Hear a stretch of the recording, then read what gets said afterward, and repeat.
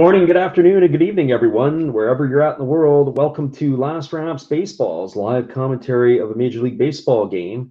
Today's game is going to feature the Seattle Mariners versus the Houston Astros. The commentary and views are our opinions and are not affiliated with Major League Baseball, the MLB, or their sponsors. We're providing live reports on the game being played and hope that English-speaking audiences can enjoy the game on YouTube and Twitch along with us. We'll start off by giving you the batting orders, and we'll begin with the visitors from Seattle. Leading off and playing shortstop is number 3, J.P. Crawford. Batting second and playing in right field is number 17, Mitch Haniger. In the 3 spot, wearing number 15, playing third base is Kyle Seager. Batting cleanup and playing first base, wearing number 23, is Ty France. Batting fifth and playing second base, wearing number 13, is Abraham Toro. Batting sixth and doing the designated hitting is Luis Torrens. Batting seventh in center field, wearing number 10, is Jared Kelenic. Batting eighth and doing the catching, wearing number 2, is Tom Murphy. And batting ninth and in left field is Jose Marmolejos. And so they will be facing Jose Urquidy for the Astros, who brings a 6-3 record to the table today with a 3.42 earned run average. And now the starting lineups for the home team from Houston. Leading off and playing second base, wearing number 27, is Jose Altuve. Batting second in left field, wearing number 23, is Michael Brantley. Batting third and playing first base is number 10, Yuli Gurriel. In the cleanup spot, wearing number 44, is Yordan Alvarez. Batting fifth and playing shortstop, wearing number 1, is Carlos Correa. Batting sixth in right field is number 30, Kyle Tucker. Batting seventh and in center field is number 6, Jake Myers. Batting eighth and playing third base, wearing number 9, is Marwin Gonzalez. And batting ninth and doing the catching is Martin Maldonado. He wears number 15. And they're going to face a left-hander today in Tyler Anderson. Anderson brings a 6-9 record to the hill with a 4.08 earned run average. And we're ready to get this one underway. And the first pitch to J.P. Crawford is a fastball taken inside for ball 1. For Crawford on the season, he's batting .266. He's got 6 homers and 42 runs batted in. Urquidy working from the windup. He kicks and delivers, and there's a fastball that misses outside. Or that's out of the way outside. The count is 1-1. For Urquidy today, he's first 2 pitches, he's working both sides of the plate. And so here we go. There's a breaking ball swung on. This is lifted into right field. Camping out underneath it is the right fielder, Kyle Tucker, and he's going to make the grab, and that is going to retire Crawford for the first out here in the inning. We got Mayweather K7 in the house. He says the Astros to win first half and score 3 or more in the first half. I'm not sure if the Astros will do that, although I will say the pitching matchup may be in their favor today. So here comes Urquidy back to work. Mitch Haniger steps in, and the first pitch to him is a fastball low for ball 1. Haniger on the season is hitting .253. He's had 30 homers and 76 runs batted in. The last 2 years of his career have been derailed because of injury. Unfortunately for Haniger, he had an injury that happened in one of the most sensitive areas and put him out for a long time a couple of seasons ago. There's a breaking ball swung on and missed, and the count is now 1-1. The Seattle Mariner Ball Club is a team that has basically been built on trades. There's very few homegrown players in the lineup. The hitter on deck, Kyle Seager, would be one of those. And here comes the 1-1 pitch, and it's a breaking ball swung on and missed, and the count is now 1-2. So 1 ball and 2 strikes. When you look at the roster of the Seattle Mariners, that is definitely an issue and a challenge. Being able to keep their homegrowns. Of course, Jerry DiPoto has made a lot of moves to improve the roster from the previous regime that he had taken over from. Has done a lot of trading. That's a fastball that misses it, and the count's 2-2 to Haniger. And here's the pitch to Haniger from Urquidy. It is swung on. It is hit to third. It is off the glove of Gonzalez, and that ball is going to get into left field. We're going to have to wait to see if that's going to be ruled a hit or as an error. It's absolutely scorched. As we get the replay of it, that ball was off the base, and then it ended up into the left field. And that is a base hit for Haniger. So Haniger is aboard with a single. Wasn't close to the glove of Gonzalez. He had no chance on that. And that is going to bring up the third baseman, Kyle Seager. Seager is batting .212 on the season. He's got 34 homers and 94 runs batted in. And the first pitch is a breaking ball fouled away. The year for Seager, despite the .212 batting average. Marwin Gonzalez is in the lineup today for the Astros. He's replacing Alec Bregman, who gets the day off. Gonzalez was released on the 15th of August by the Boston Red Sox. There's a pitch from Urquidy. It's swung on. It's grounded back. It's off the pitcher. And Marwin Gonzalez, who's playing in the shortstop position, is going to field the ball, and everybody's going to be safe. So Kyle Seager is aboard on a bit of a fluke hit. Ball was driven right back through the box. It hit off the calf of the pitcher, Urquidy. It kicked up in the air, and it was a very bizarre play. So they've got some strange starts to this ball game here. So the runner at second is Haniger. The runner at first is Seager, and that's going to bring Ty France to the plate. France on the season is hitting .290 with 16 homers and 60 RBIs. He bats from the right side. France was acquired from the Mariners via trade with the San Diego Padres. There's a breaking ball taken for a called strike. France is getting the start at first base today.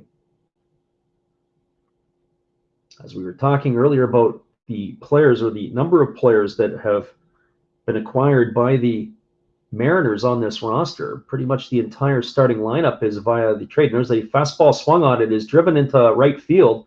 The ball is going to get down in front of Kyle Tucker for a base hit. And that is going to load the bases as they hold up Mitch Haniger at third base.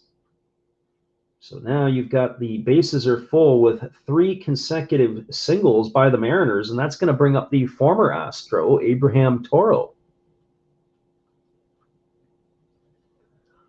For Toro on the season, he's batting .269. He's got 10 homers and 41 runs batted in, but his season really turned around when he was acquired by the Mariners. He's getting an opportunity to play pretty much every day. He was hitting .211 with the Astros in a part-time role. But since being acquired by the Mariners, he's batted .313 for the Mariners with 4 homers and 21 RBIs and 144 at-bats. Today, Toro is getting the start at second base. He's batting from the left side. He gets himself into the batter's box. The slight delay was the catcher had gone out to have a talk with Urquidy.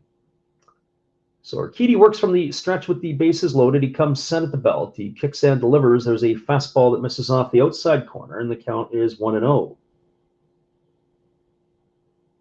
Toro will be followed by the designated hitter, Luis Torrens.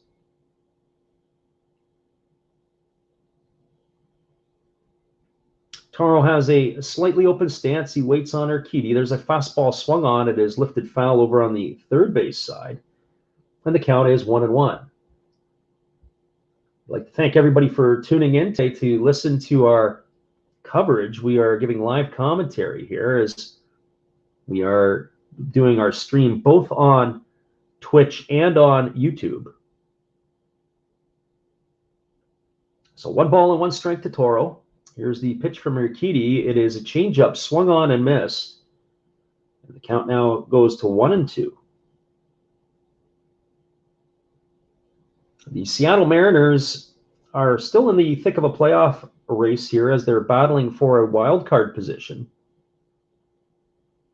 This is one of the surprise teams in Major League Baseball as Before the season started, they were probably not projected to be anywhere near the playoff hunt. Here's the pitch from Urquidy. It is a breaking ball swung on and fouled away on the third base side. And the count remains 1-2. In the trade between the Astros and the Mariners, Abraham Toro was acquired with pitcher Joe Smith in return for Rafael Montero and Kendall Graveman.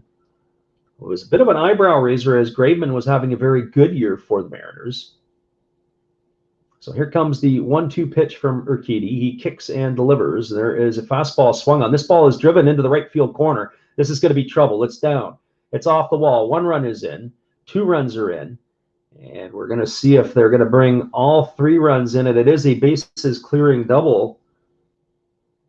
I'll check that. It's going to hold. They're going to hold France up at third base. Seager was the last to cross the plate. So Haniger scores. Seager scores. France is going to be held at third. And Toro is going to be on at second base with a double. And so right out of the gate, the Seattle Mariners have a 2-0 lead here in Houston.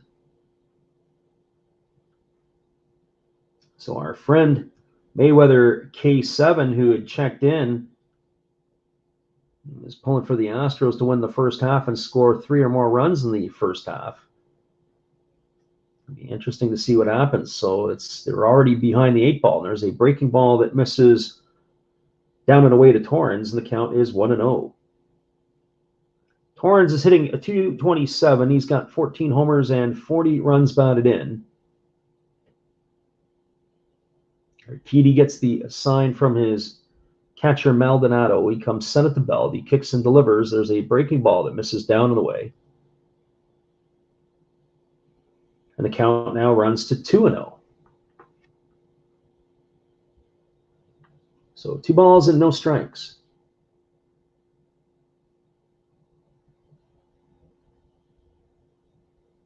We do appreciate everybody checking the game out today. As we mentioned, we're doing this on YouTube and on Twitch. So the 2-0 pitch is ready to be delivered by Urquidy, and then Torrens steps out of the box asking for time, and we're going to reset and do it again. So right-hander against the right-hander. There's 2 aboard and 1 out here in the first. There's a fastball that misses inside. The count is 3-0. So after retiring the leadoff hitter J.P. Crawford to begin the game, it's been 4 consecutive hits by the Mariners to put them out in front 2-0. Urquidy looks at the sign from his catcher Maldonado. He comes set at the belt. He kicks and delivers. There's a fastball that misses low and away, and Torrens is aboard to load the bases. And that's going to bring up the rookie Jared Kelenic. For Kelenic, this is his second tour with the big league club this season. It was a bit of a tale of 2 halves. He really struggled in his first time with the big club. He was sent down. He was hitting below 100, and now, since his return, he's played much better. He's more relaxed. He's batting .160. He's got 8 homers and 26 runs batted in. He does, however, have struck out 85 times in 257 at-bats. The 21-year-old Kelenic is considered one of the top prospects in all of baseball. He was originally acquired by the Mariners in a trade with the New York Mets, where the Mets got Robinson Cano and Edwin Diaz. And he came with a number of players over to the Mariners, and the 2 players, he himself and Justin Dunn, have been the most productive for the Mariners since the acquisitions from the Mets. So Urquidy checks the sign from his catcher Maldonado, but now the plate umpire has given time, and we're going to do this again. So Urquidy is going into the motion. Here we go, and there's a breaking ball, and that misses down to Kelenic, and the count is 1-0. That's 5 consecutive balls from the right-hander Urquidy.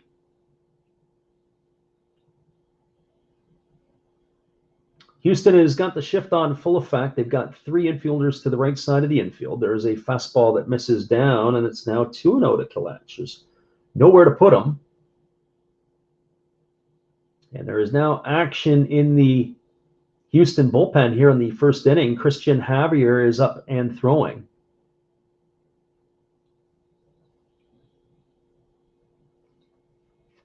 So here comes the 2-0 pitch to Kalenic. It's a fastball swung on, and it is lifted foul over on the first base side. Mayweather K7 says, of course disaster happens when he announces plays.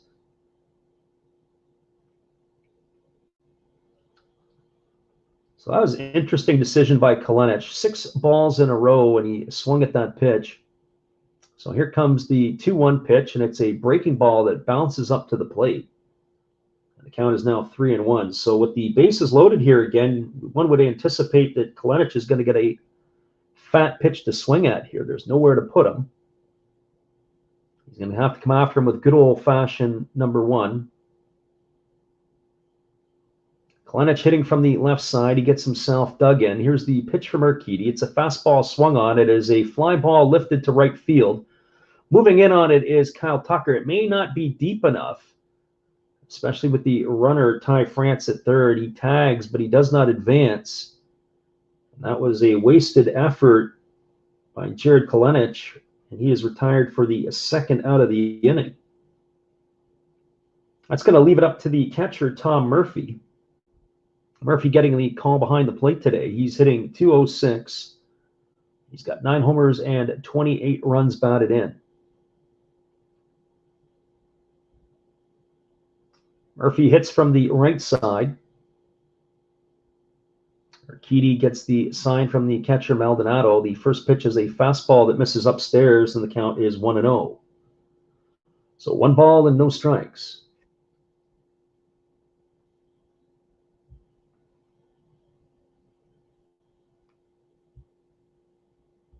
Murphy waits at the plate on the next offering from Urquidy, and he swings through a fastball, and the count is now 1-1. The umpires for today's game behind the plate, it's Gabe Morales. At first base, it's Adam Beck. Brian Knight is holding second base down, and Bill Miller is the umpire at third.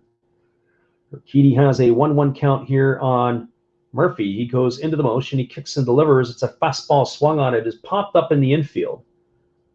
And camping out underneath it is the shortstop, Carlos Correa. He's going to make the catch. And that is going to retire the Mariners in their half of the first inning. So for the Mariners, they got 2 runs in the inning on 4 hits. There were no errors, but they're leaving the bases loaded. And we're through a half inning in Houston. It is the Mariners 2, the Astros coming to bat. Stick around, everybody. We'll be back in just a couple moments with the call of the bottom of the second inning. We're glad you're with us, and we appreciate that. So Raymond North says, I thought this game was supposed to be shown on YouTube, not just a radio telecast. You can find it on YouTube. We are calling the games as we do throughout the season. But Raymond, we're glad you're with us. Hopefully you can listen in along the way. We'll be back in just a moment. Check out this from friends of our station. Be sure to check out Matt Hollis. This is another Hollis build. Good evening, ladies and gentlemen. Namaste. Hey, I hope you guys have been enjoying the game. My name is Hollis. I've got a YouTube channel called Another Hollis Build. I love baseball cards. I open up brand new product for you guys. I open up old stuff. I do breaks. I do auctions. All kinds of stuff concerning baseball. I'm Friars faithful, Padres to the end. I also love Garbage Pail Kids and my animals. I have a ton of animals. It's like a mini petting zoo here around my house. I also love my city, San Diego, baby. I take you all around the city and show you what's up. If you guys dig stuff like that, cruise on over and check it out. It's Another Hollis Build. If you dig it, subscribe. I'd really appreciate to have more follow me along on the journey. Hey, either way, you guys have a wonderful day or a beautiful, beautiful evening. No matter which one it is, make sure that you make it great, my friends. Big up Last Raps Baseball. Yeah, Freddie, let's go. One love and peace. Yeah, man.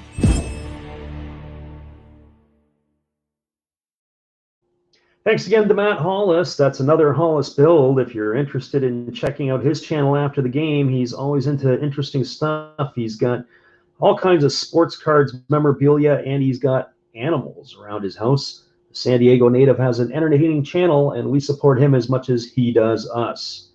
And we want to welcome everybody for checking in on our action today, whether you're listening to us on YouTube or on Twitch. We do call some Major League Baseball games from time to time. We've done a few here. We do our specialty on the weekends where we call games from the NPB, the Japanese League. So we're ready to resume the action as Tyler Anderson takes to the hill. Anderson is getting the start today for the Mariners. He's the left-hander. And he'll be facing Jose Altuve, Michael Brantley, and Yuli Gurriel to get things going here in the first inning.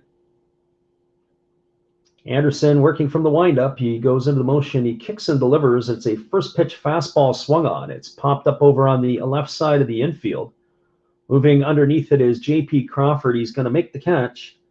And with one pitch, there is one away here in the Houston Astros bottom of the first inning. That's going to bring up the left fielder today, Michael Brantley. Brantley is hitting .316 on the season. He's got 8 homers and 45 runs batted in.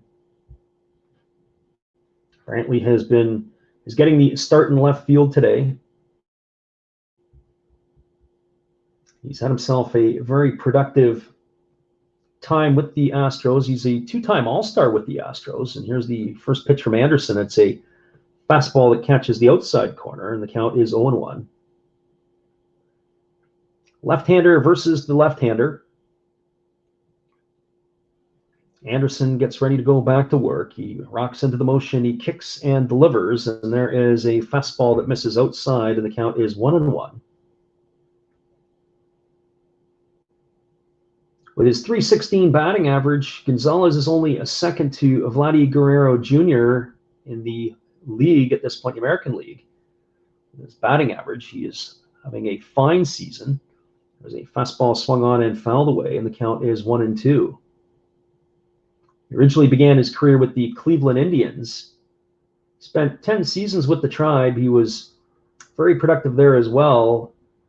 He ended up getting a knee injury in 2016 or late 2015 that derailed his career, and he missed quite a bit of the games in 2016. And here's the pitch from Anderson. There's a fastball swung on, and it is grounded foul past the first base coach. And the count remains at 1-2. So 1 ball and 2 strikes. Yuli Gurriel is waiting his turn on deck.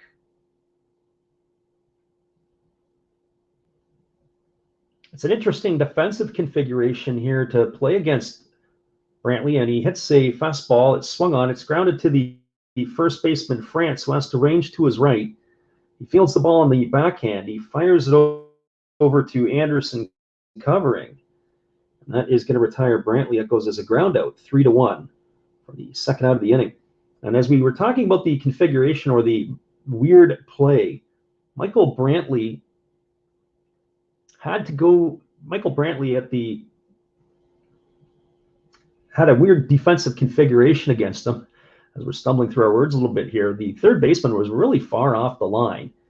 Shortstop Crawford was almost over the bag at second base, and they had moved everybody to the middle of the field. So that was a little different type of shift than we're used to seeing. And so the first pitch to Yuli Gurriel is a fastball that misses down for ball 1, and it's 1-0.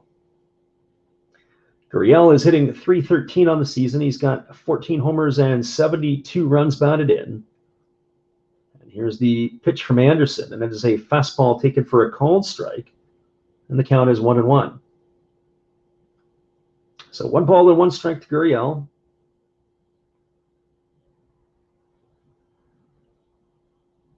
Anderson goes back to work, and he kicks and delivers. There's a fastball taken for a called strike, and the count is 1-2. Anderson has really been able to hit his spots. He's been nailing the corners quite well. Here comes the 1-2 pitch, and it is a changeup swung on and missed, and that is going to retire Gurriel on strikes here for the third out of the inning. So for the Astros in their half of the inning, they had no runs, there was no hits, no errors, and nobody left the board. We're through 1 complete. It is the Houston Astros trailing the Seattle Mariners 2-0 after 1. We'll be back in just a couple moments with the call of the second inning. Thanks for stopping in, everybody. We'll be right back. Well, you've got to have an ace in the hole, a little secret that nobody knows. Life is a gamble, a game we all play, but you've got to save something for a rainy day. You've got to learn to play your cards right if you expect to win in life. Don't put it all on the line for just one roll. You've got to have an ace in the hole.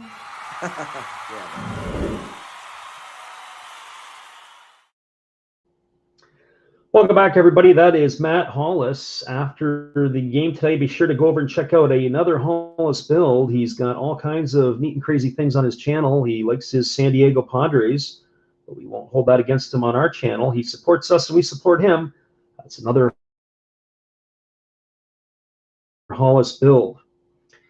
As we come back to the top of the second inning, it's going to be Jose Marmolejo, J.P. Crawford, and Mitch Haniger to get the things going for the Seattle Mariners. The Mariners scored 2 runs with 4 hits in their half of the first inning. Mitch Haniger got things going with a single, followed by a Carlisle Seager single and a Ty France single. Abraham Toro knocked in those runs with a 2-run double, but they stranded the bases loaded. And that is where we stand here, moving to the top of the second inning. So Marmolejo is leading off. He's hitting 146 on the season. He's got 4 homers and 10 RBIs. He's got the start today in left field. As we resume to the action, Jose Urquidy is back onto the hill for his second inning of work. And here comes the first pitch to Marmolejo, and it is a fastball that misses outside. The count is 1-0. It was a challenging inning for Urquidy in inning number 1. He threw 29 pitches, and here's the pitch. It's a fastball delivered for a called strike, and the count is 1-1. But the game had a bit of a weird start. It wasn't necessarily always the fault of the pitcher, as the ball hit the bag, and then he had a ball hit off of him on back-to-back batters. There's a fastball taken for a called strike, and the count is now 1-2. So 1 ball and 2 strikes to Marmolejo. Right-hander against the left-hander. Urquidy rocks into the motion. He kicks and delivers. There's a breaking ball that misses inside, and the count now is 2-2. So 2 balls and 2 strikes. Marmolejo is batting in the 9 spot today for the Mariners. And here's the pitch from Urquidy. It's a breaking ball swung on. It is lifted into center field. Moving over to his right is the center fielder, Jake Myers, and he's going to put that one away for the first out of the inning. So 1 up and 1 away. That's going to bring up the shortstop, J.P. Crawford. I'd like to welcome Steve Rademacher into the channel. And thanks for stopping in today, Steve. We noticed that once Steve arrived, about half of the people watching the video has left, or watching or listening to the stream has left. So here comes the pitch from Urquidy. It's a breaking ball that misses down, and the count is 1 ball and no strikes to Crawford.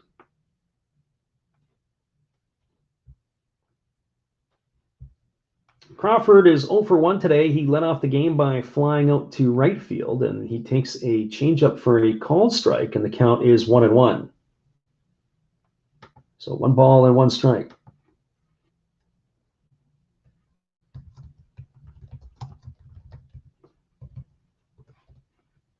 Here comes the pitch from Urquidy. It's a fastball that misses just down, and the count is 2-1.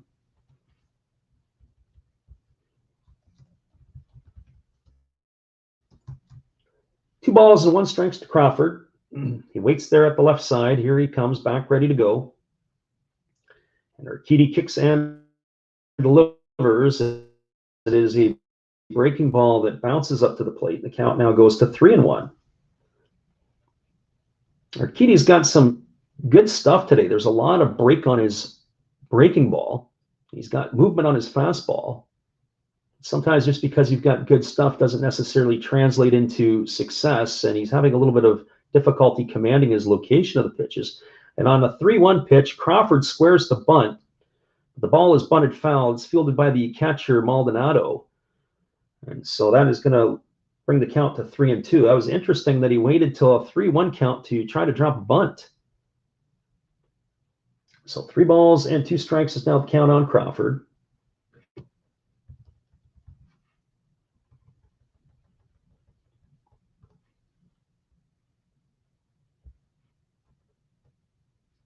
And here comes Urquidy back to work. He kicks and delivers. There's a fastball swung on.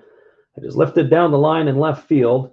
Brantley's going to have room. He cruises over close to the wall and he makes the catch.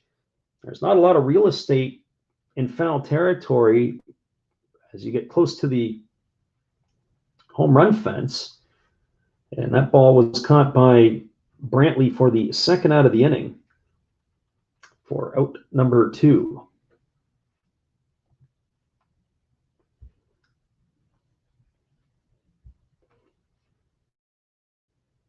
That's going to bring up the right fielder, Mitch Haniger. Haniger today is 1 for 1. He singled in the first inning and came around and scored the run on the double by Abraham Toro. And the first pitch to Haniger is outside for ball 1, and the count is 1-0. So 1 ball and no strikes. Urquidy goes back into the motion. He kicks and delivers. It's a fastball swung on and fouled away. And the count is 1-1 to Haniger.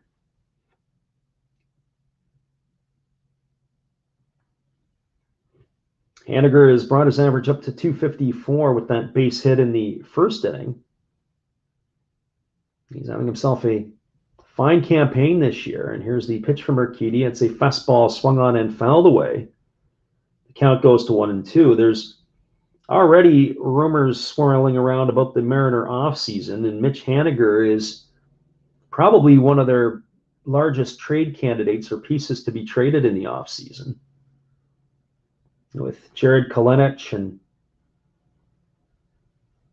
Kyle Lewis, who is not in the game right now, or not playing right now with the Mariners, as he's on the IR, and there's a fastball swung on and fouled away, and the count remains at 1-2. They don't see Haniger as a part of their long-term future. And of course, there's Julio Rodriguez, who they also have down in the minor leagues, who's also considered a top prospect in all of baseball. And there is a changeup swung on and missed, and Haniger is retired here in the top half of the second inning for the third out. So for the Mariners in their half of the second, they had no runs, no hits, no errors, and nobody left aboard. We are through 1.5 in Houston. It is the Seattle Mariners 2, the Houston Astros nothing. Stick around, everybody. We'll be back in just a couple moments with the call of the bottom of the second inning. Here is our friend Matt Hollis again. Be sure to check out his channel after the game. Good evening, ladies and gentlemen. Namaste. Hey, I hope you guys have been enjoying the game. My name is Hollis. I've got a YouTube channel called Another Hollis Build. I love baseball cards. I open up brand new product for you guys. I open up old stuff. I do breaks. I do auctions. All kinds of stuff concerning baseball. I'm Friars faithful, Padres to the end. I also love Garbage Pail Kids and my animals. I have a ton of animals. It's like a mini petting zoo here around my house. I also love my city, San Diego, baby. I'll take you all around the city and show you what's up. If you guys dig stuff like that, cruise on over and check it out. It's Another Hollis Build. If you dig it, subscribe. I'd really appreciate to have more follow me along on the journey. Hey, either way, you guys have a wonderful day or a beautiful, beautiful evening. No matter which one it is, make sure that you make it great, my friends. Big up Last Raps Baseball. Yeah, Freddie, let's go. One love and peace. Yeah, man.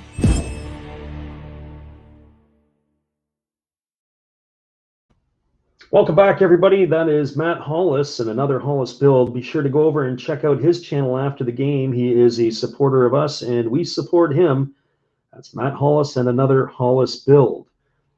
Coming up for the Houston Astros, it's going to be the heart of the batting order in their half of the second inning. It'll be Yordan Alvarez, Carlos Correa, and Kyle Tucker. And they'll be coming up to face the second inning work for Tyler Anderson. For those of you who are new here, we really appreciate you coming in to check in. We do games, major league games, and live commentary throughout the week. Our specialty is the Japanese League on the weekends. So we do the Pacific League action from all over Japan. So if you're up late night on the West Coast or even on the East Coast in the early morning, we call those games each day. So here we go. We're back to the live action. It is Anderson getting ready to go back to work, and the first pitch to Alvarez is a fastball taken for a called strike, and the count is 0-1. For Yordan Alvarez on the season, he's hitting .278. He's got 28 homers and 90 runs batted in. And the pitch from Anderson is a fastball that catches the outside corner, and the count is 0-2. This is the first time I've seen Tyler Anderson pitch, and he's really got a herky-jerky motion. He lifts his leg, and he almost does a double pump on every pitch. It's a mechanism to throw the hitters off, and there's a fastball swung on it. It is pulled through the outstretched arms of the second baseman, Abraham Toro. It's going to get into right field for a base hit. And Alvarez is aboard with a single. They were in the shift as Toro was playing the rover role. He was just able to pull that ball through. J.P. Crawford was playing to the right of second base, and on two hops, he got past the diving Toro. Toro gave a good effort, but that ball was probably a good 1.5 to 2 feet ahead of his glove. He did not have a chance, and Alvarez is aboard with a single here. So Alvarez is on first, and that brings up the shortstop, Carlos Correa. Anderson works from the stretch. He kicks and delivers. There's a fastball that misses outside, and the count is 1-0. Correa is hitting .278 on the season. He's got 22 homers and 74 runs batted in. There's a lot of talk about Correa and if he's going to be a Houston Astro next year or not. He's one of the impending shortstop free agents this offseason, and there's a lot of teams that are going to be queuing up for his services. And there's a fastball swung on, and that's fouled away, and the count is 1-1. When you think of the shortstops that are on the free agent market, Trevor Story, Javi Baez, Corey Seager, Carlos Correa, there's a glut that are on the market this year. Our friend Raymond North says, yeah, the first inning isn't going to win the game. They're going to need some more runs, especially once Urquidy can settle down and give them some good innings. If they can turn the ball over to Christian Javier, the Houston bullpen is still one of the better bullpens in baseball. There's a fastball swung on. Kyle Seager dives to his left. He makes the grab, and on his knees, he throws over to first base, but getting back in time is Alvarez. That ball was absolutely scorched by Correa. A bullet hit right to Seager. Seager had to react quickly.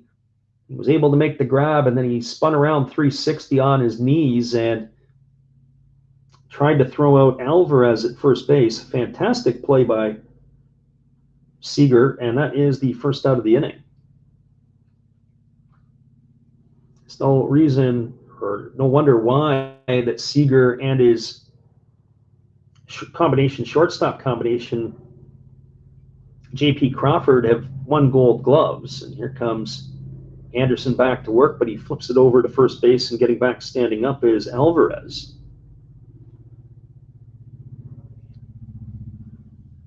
So Kyle Tucker stands in. He's batting .288 on the season. He's got 24 homers and 78 runs batted in. Anderson looks in. He gets the sign from his catcher, Murphy. He kicks and delivers. There's a fastball swung on. This is driven into deep left center field. This ball is going to get down. It's off the wall. Kalenic picks it up. Digging hard around third is Alvarez. He's going to try to score. Here comes the throw to the plate. It's not going to be in time. The ball has been dropped by Murphy. Even if Murphy did catch the ball, he may not have been able to retire Alvarez, and Kyle Tucker has himself an RBI double with one out here in the second inning. So for all the traffic that the Mariners had in the first inning, their lead now has been cut in half. It's going to bring up the center fielder, Jake Myers. Jake Myers on the season is batting .315 with 4 homers and 21 runs batted in. He was originally a 13th round draft choice of the Houston Astros in the 2017 Major League Draft, 2017 draft from the University of Nebraska in Lincoln, Nebraska.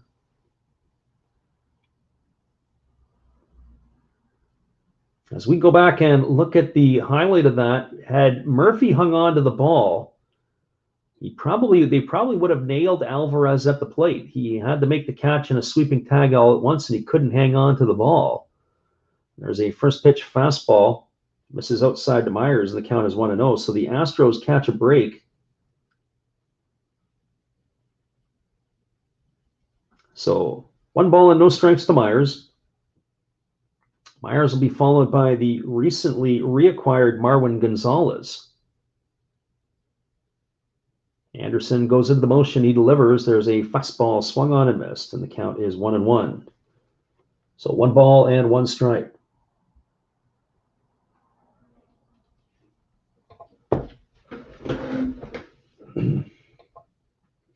So 1 ball and 1 strike.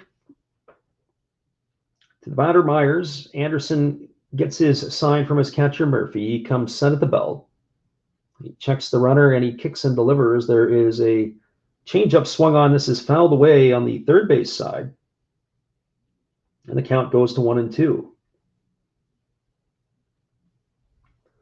Raymond North says, nice chatting with you all.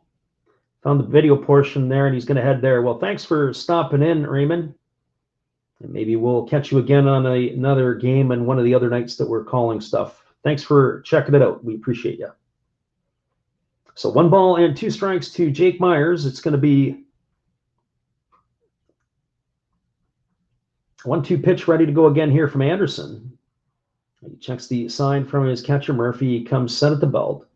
He kicks and delivers. There is a changeup swung on, and this is lifted foul down the first base side. And the count is 1-2.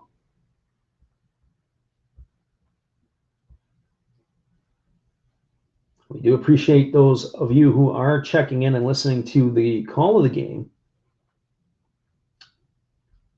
It is something we do pretty much daily.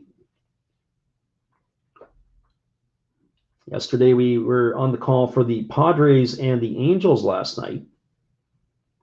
It was a wasted pitching performance by Blake Snell, who carried a no-hitter into the 7th inning. So here comes the 1-2 pitch from Anderson. He checks the runner at second. He checks the runner again. He kicks, and he's about to deliver, and the home plate umpire jumps out from behind the plate and has called time. Anderson was taking way too long to deliver the ball for the liking of Jake Myers, so he asked for time. We're going to do this all over again.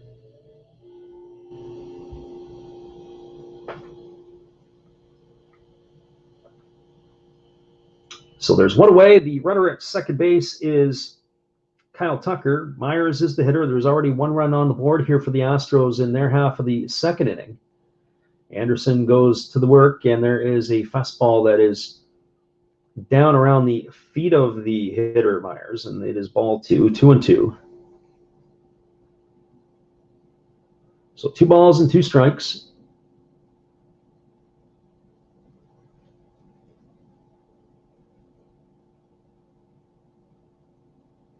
Myers gets himself dug back in. We're ready to go back to the action. Anderson gets the sign from his catcher, Murphy. He comes set at the belt. He checks the runner at second. That's Tucker, and he kicks and delivers. There's a changeup swung on and missed.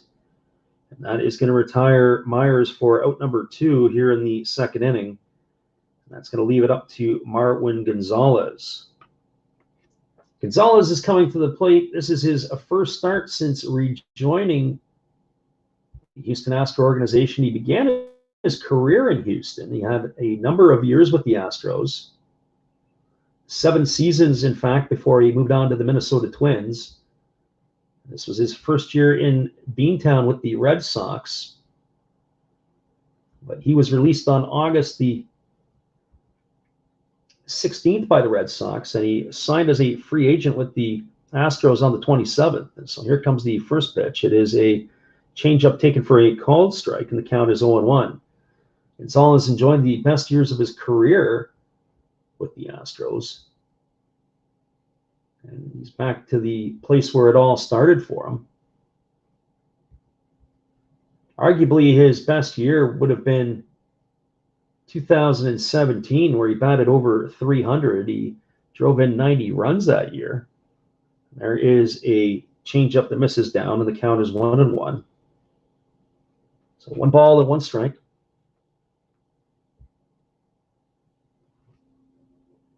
Gonzalez gives options to the Astros defense and flexibility. He can play many positions on the field, third base, all the outfield positions. He's also been able to play in the middle infield in his earlier days of his career. He got a chance this year to play some shortstop for the Red Sox. And there's a fastball swung on. This ball is absolutely scorched into left field, and this ball is gone. A home run by Gonzalez, a 2-run variety, and just like that, the Houston Astros have taken the lead over the Seattle Mariners, and the score is now 3-2. So Kyle Tucker will score ahead of him. Gonzalez will cross the plate. That will bring up the catcher, Martin Maldonado. That's the 3rd home run of the season for Gonzalez, and it was an absolute no-doubter. So welcome back to Houston, Marwin. His first start back in a Houston uniform, and it looked like he never left.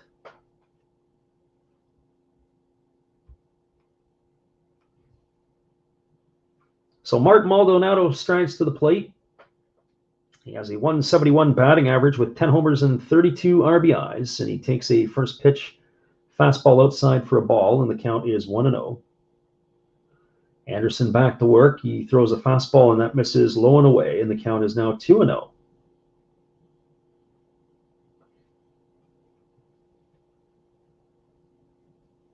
For as easy a first inning it was for Anderson, it is far from that here in the second, as he's allowed 3 runs. And here's the pitch from Anderson. It is a changeup that misses down, and the count is now 3-0. So 3 balls and no strikes. Anderson asks for time, and he wants to do baseball. That one is thrown out of play, so we're ready to go again. So 3 balls and no strikes to Martin Maldonado.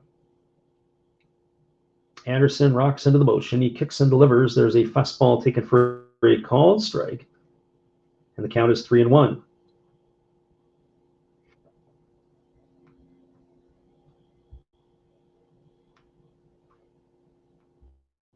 For Maldonado, he began his career with the Milwaukee Brewers organization. And here's the pitch from Anderson, and that is a fastball that misses outside, and that'll be ball 4. So with 2 out, Maldonado is aboard, and that's going to bring the top of the order, Jose Altuve, to the plate. Just to finish off on Maldonado, I remember when he was with Milwaukee a number of years ago, there was a bench-clearing brawl incident. And there was a fight, and I'm not sure who it was that he had laid out, but he threw a short, choppy right and absolutely dropped one of the other players in the fight. And it was sometimes when the Major League brawls take place and everybody's out on the field and they're out pushing around, that sort of, everybody sort of stiffened up and straightened out. It was almost like that brought it to an end. And so here is a first pitch breaking ball to Altuve. Is swung on and tap foul on the third base side. The count is 0-1. But if you can try to search the Maldonado fight, that was one heck of a punch. So no balls and 1 strike to Altuve. Altuve swung at the first pitch to begin the ball game, and he popped out to short his first time up. Altuve is having himself another solid season, a little bit below his standards, as he's only hitting 273 entering tonight's ball game. And here's the pitch from Anderson. It's a fastball swung on. It's popped up again to the left side of the infield. Moving over underneath it is the shortstop Crawford. And just like in the first inning, the result is the same. Altuve pops out to short for the last out here in the second inning. So for the Houston Astros in their half of the inning. They had 3 runs on 3 hits. There were no errors and 1 runner left aboard. We are now through 2 complete in Houston. It's the Houston Astros 3, the Seattle Mariners 2. Stick around, everybody. We'll be back in just a couple moments with the call of the top of the 3rd inning. We're glad you're with us. Here are some of our Japanese Baseball Hall of Fame memories from our tours to Japan.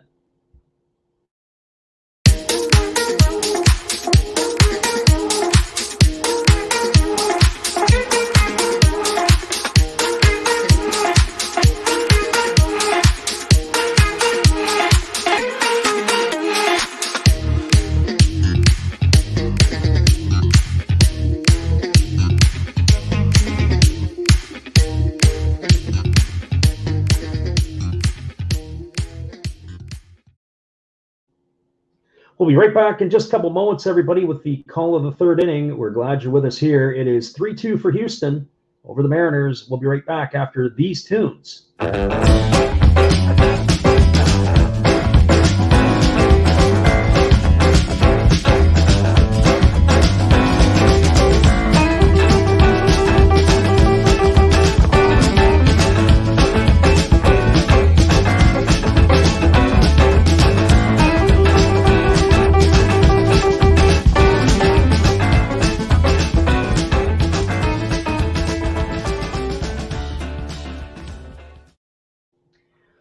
Welcome back, everybody. As Jose Urquidy finishes his tune-up tosses, it's going to be the 3, 4, and 5 hitters in the Seattle batting order to face him here in the top of the 3rd inning.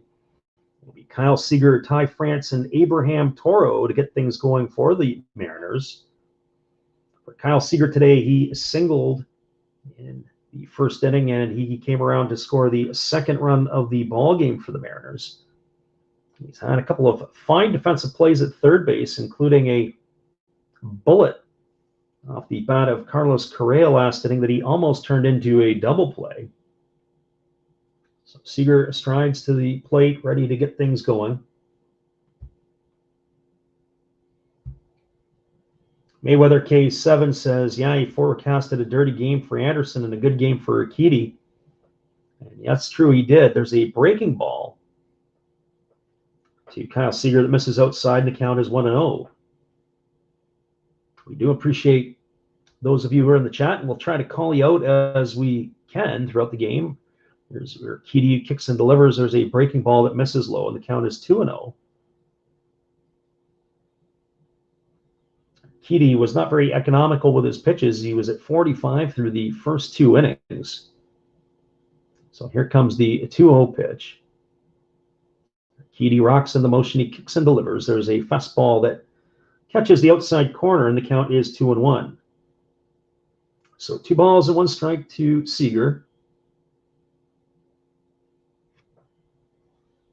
Despite the low batting average for Seager, his home runs and RBI total this year has been fantastic. And there's a fastball. Misses down and in, and the count is 3-1. This has been the most homers of his career. His previous high was in 2016 where he hit 30. He's already got 34 on the campaign. He's 5 RBIs away from tying his career high as he has 94. There is a breaking ball that misses down in the dirt, and the count that brings the count to ball 4. And Seager is aboard with a walk here to lead off the 3rd inning. As we had mentioned at the top of the stream, Kyle Seager is one of a couple players that are homegrown in the Seattle lineup. Most of the Mariners players have been acquired either through trade or waiver wire acquisitions. So this brings Ty France to the plate. France is 1 for 1 today. And the first pitch to France is a breaking ball that misses down and away, and the count is 1-0.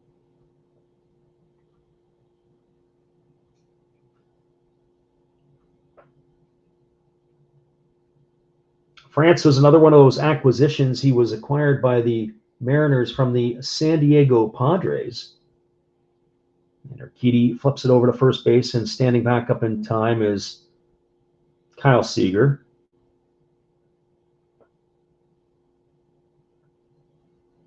So 1 ball and no strikes to France.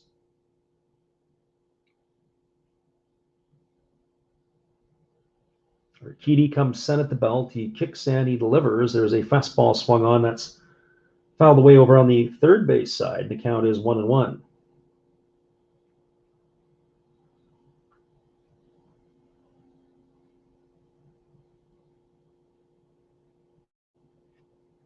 So 1 ball and 1 strike to France.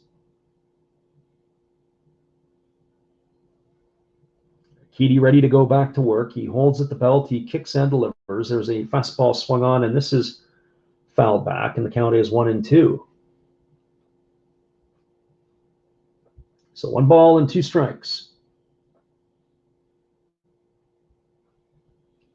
We do appreciate everybody coming by to check in our call today.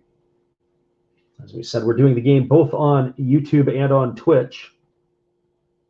If you are new to our channel, we call a lot of Japanese games on the weekends. That is our niche. And there's a fastball that misses upstairs. And the count is now 2-2 to France. But we do sneak some Major League games in from time to time, and this is one of them. We're glad to have you with us. So 2 balls and 2 strikes to France.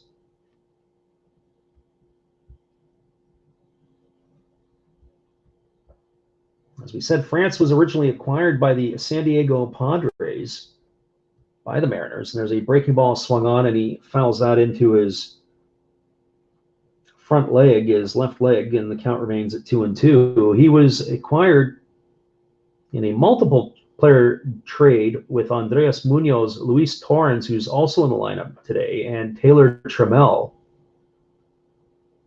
The centerpiece going the other way was Austin Nola, who is currently the starting catcher for the Padres, but also Dan Altavia and Austin Adams went the Padres' way. So there's a fastball swung on and missed, and France is retired for out number 1 here in the 3rd inning. That is going to bring up Abraham Toro.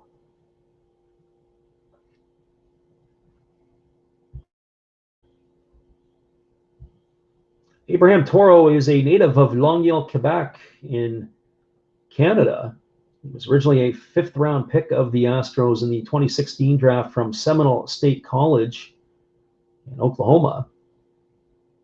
He was traded earlier this year from the Astros to the Mariners. He's getting a chance now to play every day in Seattle, and there is a first pitch fastball that misses down and in, and the count is 1-0.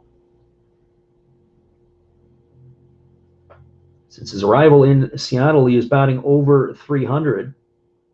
On the season, he's lifted his average up to 272 with the base hit in the 1st inning. He's accounted for both of the runs, and there's a fastball taken for a called strike. His double into the right field corner brought home Haniger and Seager to give the Mariners a early 2-0 lead. The Astros have responded with 3 of their own in the bottom of the 2nd, and that's where we stand right now at 3-2. So here's the pitch from Urquidy. It's a fastball that catches the inside corner, and the counter is now 1-2. So 1 ball and 2 strikes.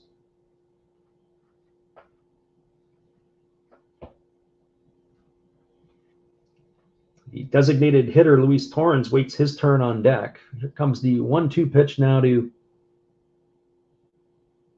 Toro. Urquidy kicks and delivers. It's a fastball that misses upstairs, and the count is 2-2.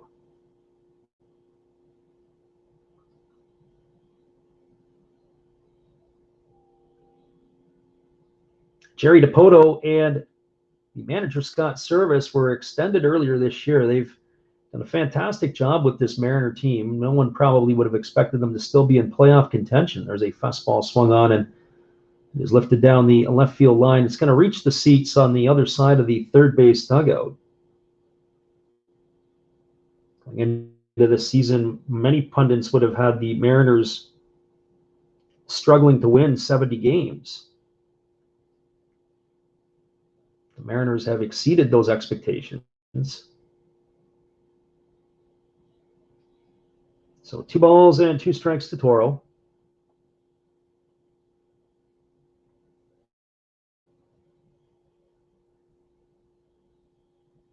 Toro hitting from the left side. He waits. There's the delivery from Urquidy. It's a slow roller tap to first base. It's fielded by Gurriel. He's going to turn and step on the bag, and that's going to retire Toro for the second out of the inning. It's going to advance Kyle Seager over to second base. That's going to leave it up to the designated hitter, Luis Torrens. For Torrens today, he is officially does not have an at-bat. He had a walk in the first inning, and he was left stranded there as the Mariners had loaded the bases after scoring 2 runs. With 1 out, they weren't able to cash in anymore. They come back to haunt them here as the game has progressed, as the Astros have already taken a 3-2 lead. So Torrens steps up to the plate. Urquidy's ready to go back to work. Right-hander against the right-hander. Seager, the runner at second. Urquidy kicks and delivers. It's a breaking ball, swung on and missed, and the count is 0-1.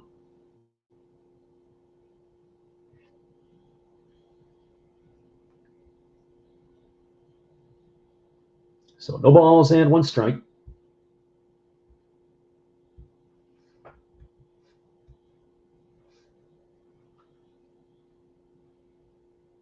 We're in the top of the 3rd inning. It is 3-2 for Houston.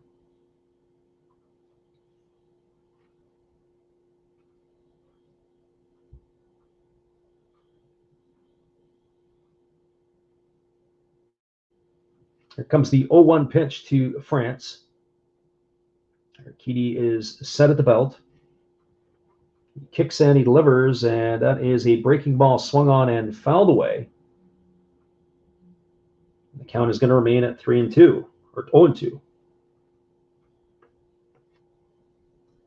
So no balls and 2 strikes.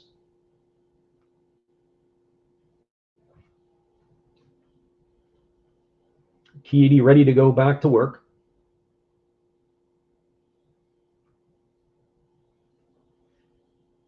Here's the pitch to Torrens. That pitch misses low, and the count is now 1-2. So 1 ball and 2 strikes. This is going to be the 66th pitch of the ball game for Urquidy. Urquidy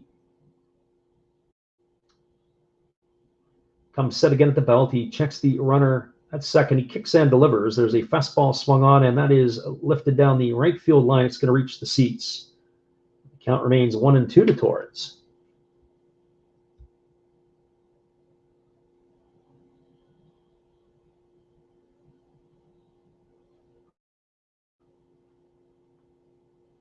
With the runner on base here, it's slowed down a little bit for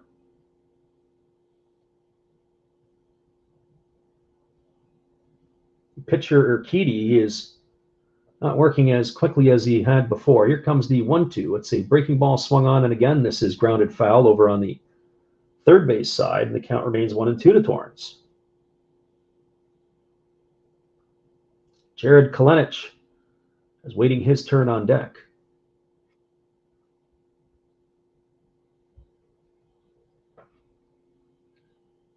So 1 ball and 2 strikes. Urquidy comes set at the belt. He kicks and delivers. There's a breaking ball swung on. It's grounded foul again over on the third base side. The count still remains at 1-2. This game has absolutely come to a halt here with Seager at second. Urquidy is working very slowly. There's a rule of thumb that most pitchers work by. It's about 15 seconds in between pitches. You want to try to get the ball and keep it up-tempo pace, and if you're starting to be beyond 15 seconds, you start to put your fielders to sleep. And right now, Houston Astros defense might be having a nap. And there is a changeup that misses down. It is backhanded by Maldonado, and the count now goes to 2-2. So 2 balls and 2 strikes.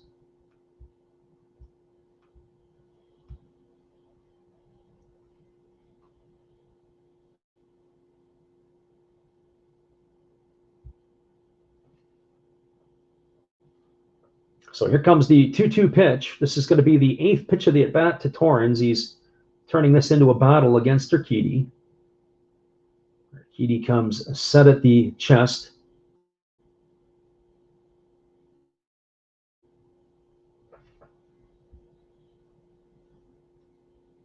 He kicks and delivers. And that is a fastball swung on. It's grounded to third. Gonzalez makes a backhanded play. He gets up from his knees. He fires to first. That is going to retire Torrens here for the third out of the inning. It's going to go down as a ground out, 5-3. So for the for the Mariners in their half of the inning, they had no runs, no hits, no errors, and one runner left aboard. Now through 2.5 complete, it is the Houston Astros 3, the Seattle Mariners 2. Stick around, everybody. We'll be back in just a minute. Here is our friend Matt again. Be sure to check out his channel once this game is finished. Let's see, another Hollis build. Well, you've got to have an ace in the hole, a little secret that nobody knows. Life is a gamble, a game we all play, but you've got to save something for a rainy day.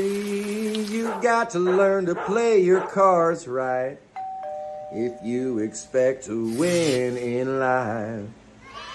Don't put it all on the line for just one roll. You've got to have an ace in the hole.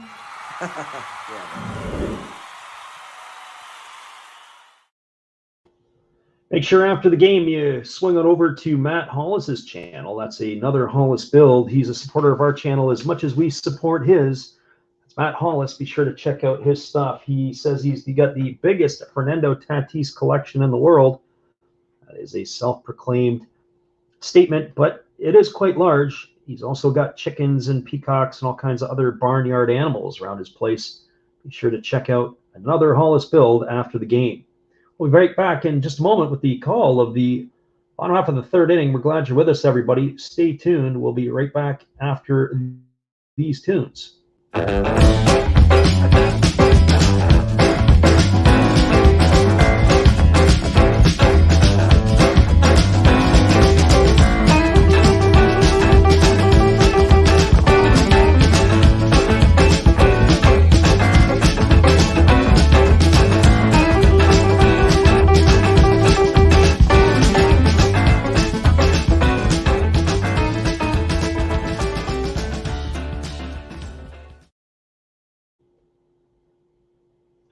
Welcome back, everybody. We're back to the live action, and on the first pitch of the third inning, Michael Brantley swings and he lifts the fly ball to right field. And camping out underneath it is the right fielder Mitch Haniger, and he's going to make the grab. So one pitch and one away here in the third inning. And that is going to bring up Yuli Gurriel to the plate. For Gurriel today, he is 0 for 1. He struck out his first time up. The pitch from Anderson is a fastball that is swung on and missed, and the count is 0-1. Gurriel gets the start at first base today. He has made a couple of nice defensive plays, including the play on Abraham Toro in the last inning. And there's a changeup that misses low and in at the knees, and the count is 1-1. So 1 ball and 1 strike.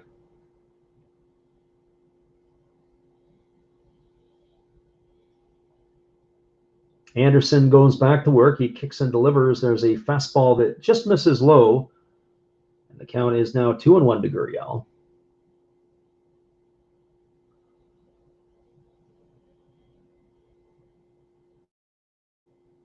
For Scott Service, this is his 6th season as the Mariners manager. He's 1 below 500, and there is a fastball swung on. This is lifted into left center field. It's going to get down between the outfielders. Jared Kalanich fields the ball. He fires it in.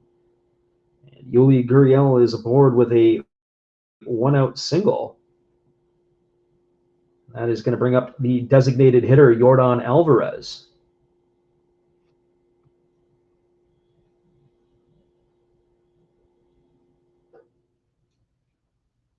For Alvarez today, he is 1 for 1. He singled to lead off the second inning, and he came around and scored a run.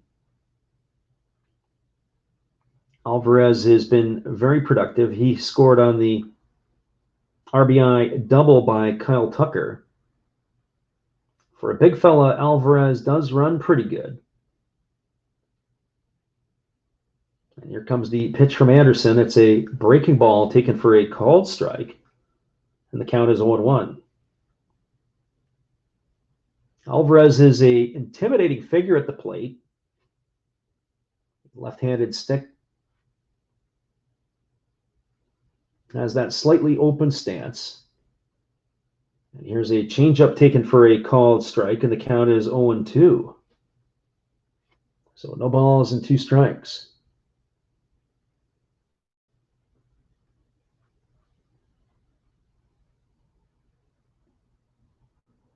And here comes the pitch from Anderson. It's a breaking ball swung on. It is lifted down the left field line.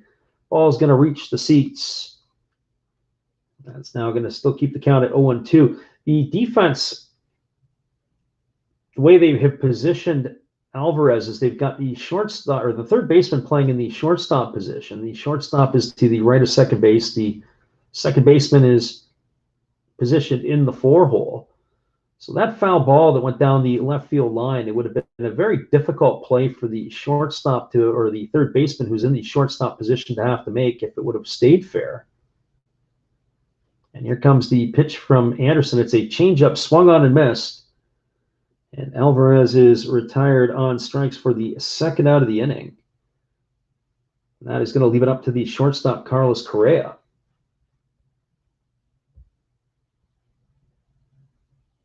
Correa, in his first at bat today, he's 0 for 1. He hit a ball right on the screws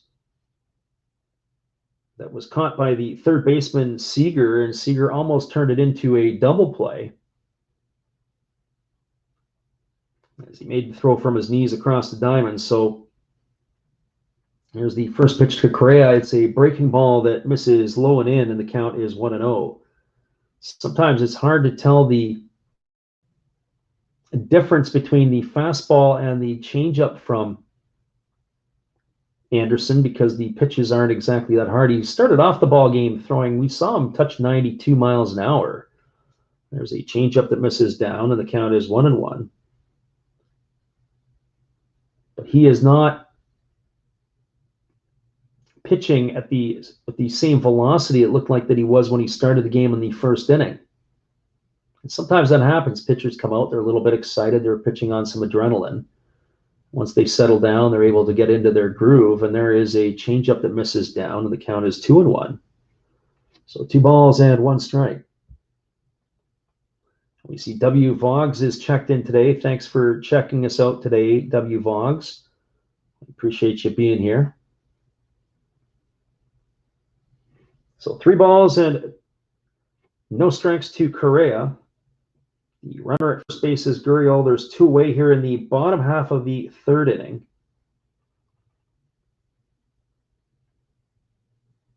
And here comes the pitch from Anderson. He kicks and delivers. There's a fastball taken right down the middle for a called strike. And the count is now 3-1.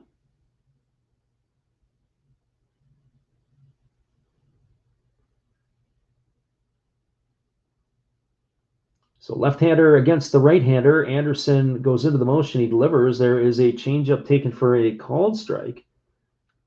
The count is 3-2. In some ways, hitters might want to sit changeup depending upon who they are coming up against Anderson. He's been very soft here in the last couple innings. And here comes the pitch. It is a fastball swung on. It is lifted to straightaway center field. Moving back, but he's got room in front of the track is Kalenic. He's going to make the catch. And that is going to retire the Astros in their half of the 3rd inning. So for Houston, they had no runs in the inning. There was 1 hit, no errors, and 1 runner left aboard. We're through 3 complete. It is the Seattle Mariners trailing the Houston Astros through 3-2. We're moving to the top of the 4th inning. Stick around, everybody. We'll be back in just a couple of moments. Here is a friend of our channel, and possibly a friend of yours as well. This is Steve Rademacher. Be sure to check out his channel after the game. He's got Money Monday. He's got Takeover Tuesday, No Filter Friday, and his Saturday morning cartoons. This is Steve Rademacher. Hello, kids. Steve coming at you. It's Steve Rademacher. And if you like interesting stuff, if you like to laugh a little bit, and if you enjoy collecting, this channel's for you. If you like non-sport cards, we have them. You like pseudo-sport cards, we open them. Even if you like entire boxes of completely pointless stuff, or other sports. We have everything here. I drop a different video every day, and there's always a theme to it, from No Filter Friday to Saturday morning cartoons, even Sunday shoutouts. Once in a while, we'll get a little froggy and show Money Money Monday, where I showcase a bunch of my currency. We have Legos, we have Star Wars, we have a good time. We even have my brother on Takeover Tuesday. Be there or be square. Back to Freddy. Thanks again, Steve. We appreciate your support of our channel, and in turn, we support Steve Rademacher's channel. Make sure you go check out the Little Guys on YouTube. He's a 260 sub guy. Check out his content. We'll be back in just a moment after these tunes for the call at the top of the fourth inning. We're glad you're with us, everybody. Stick around.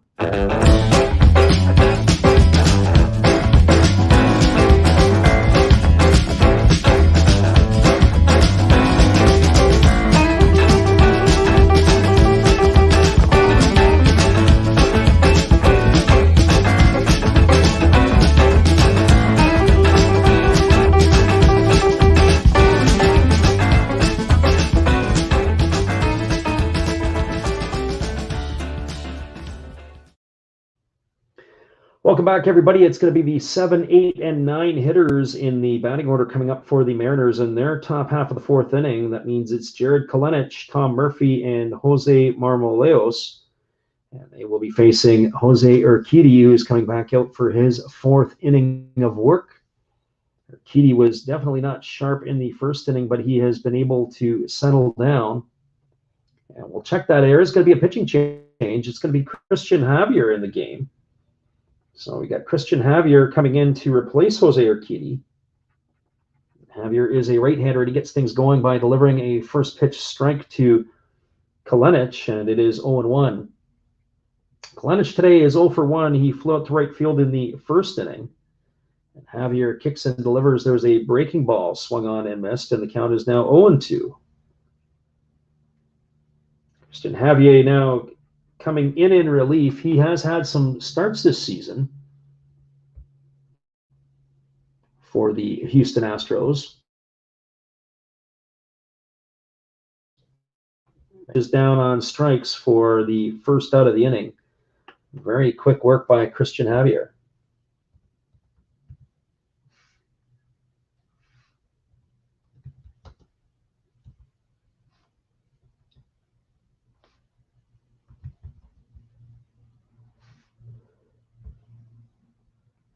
So one up and one away, and that's going to bring up the catcher, Tom Murphy.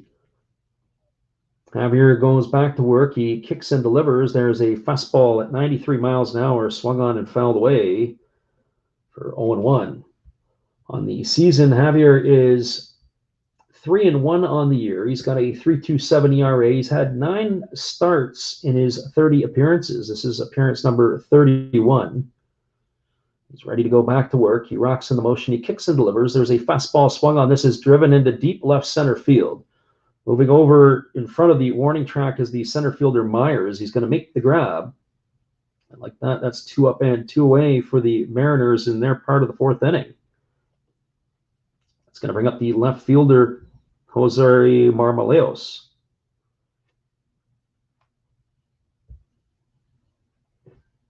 So Marmoleos today is 0 for 1. He flew out to center field his last time up.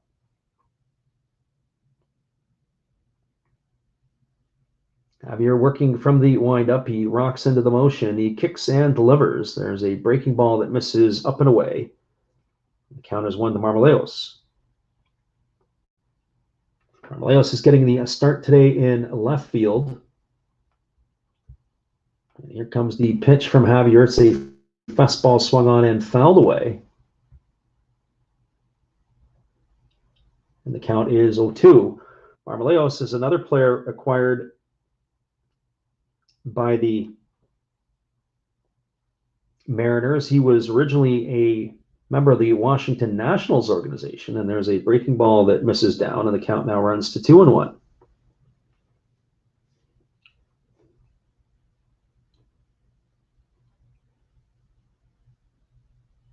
So 2 balls and 1 strike. There's the pitch from Javier. It's a breaking ball. This is swung on. It's lifted into deep left field. Moving back to the track is Brantley, and the ball is going to hit off the wall. It's going to land down, and making the play in front of the wall is going to be Myers, as Brantley went right back to the wall. It was a good piece of defending by the Astros to back up the play. Brantley had to go all the way back. He may have had a shot at it. The ball kept carrying. It hit midway up the wall, so Brantley ended up not having a shot at it like he did. It hit the number 5 or the 5th inning on the out-of-town scoreboard in left field. Ended up kicking down, and it was a good defensive play to back him up by Myers. But Marmolejos is aboard with a 2-out double. That's going to bring up the top of the order, J.P. Crawford. For Crawford today, he is 0 for 2. He's flown out to right and flown out to left his 2 times up.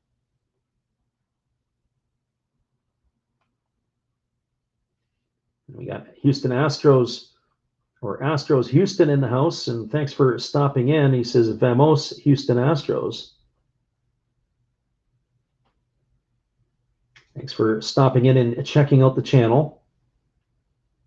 So the runner at second is Marmolejos. It is Crawford at the plate. Javier is set at the belt. He kicks and he delivers. It's a fastball that misses upstairs, and the count is 1-0 to Crawford.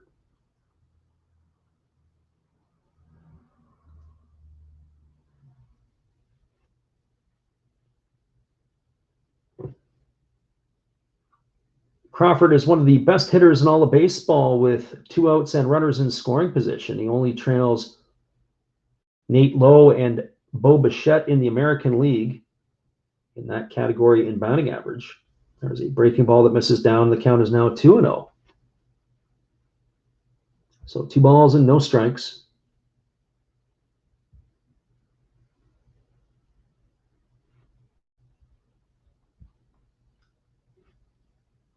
It's afternoon baseball in Houston, and there is a breaking ball that misses in, and the count is now 3-0 to Crawford. We definitely want to thank everybody for taking the time to join us here today.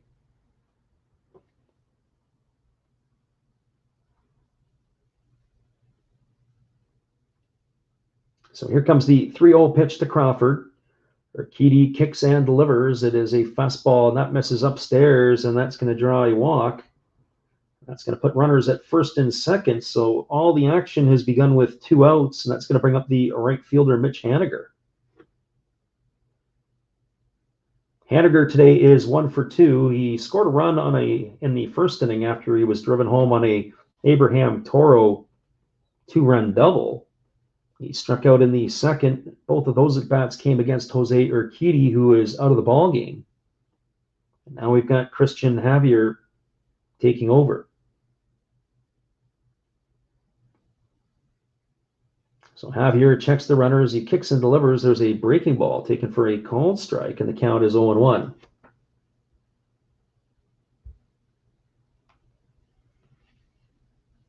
So Mayweather K7 asks, where are you from, Astros Houston?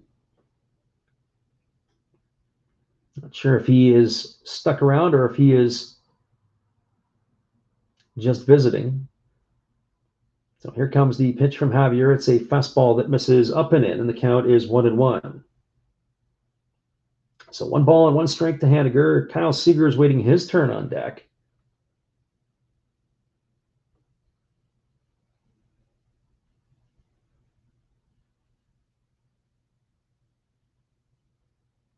So Javier comes set at the belt. He kicks and delivers. There's a fastball swung on and fouled away by Haniger. It's going to reach the seats on the first base side, and the count is now 1-2. So 1 ball and 2 strikes.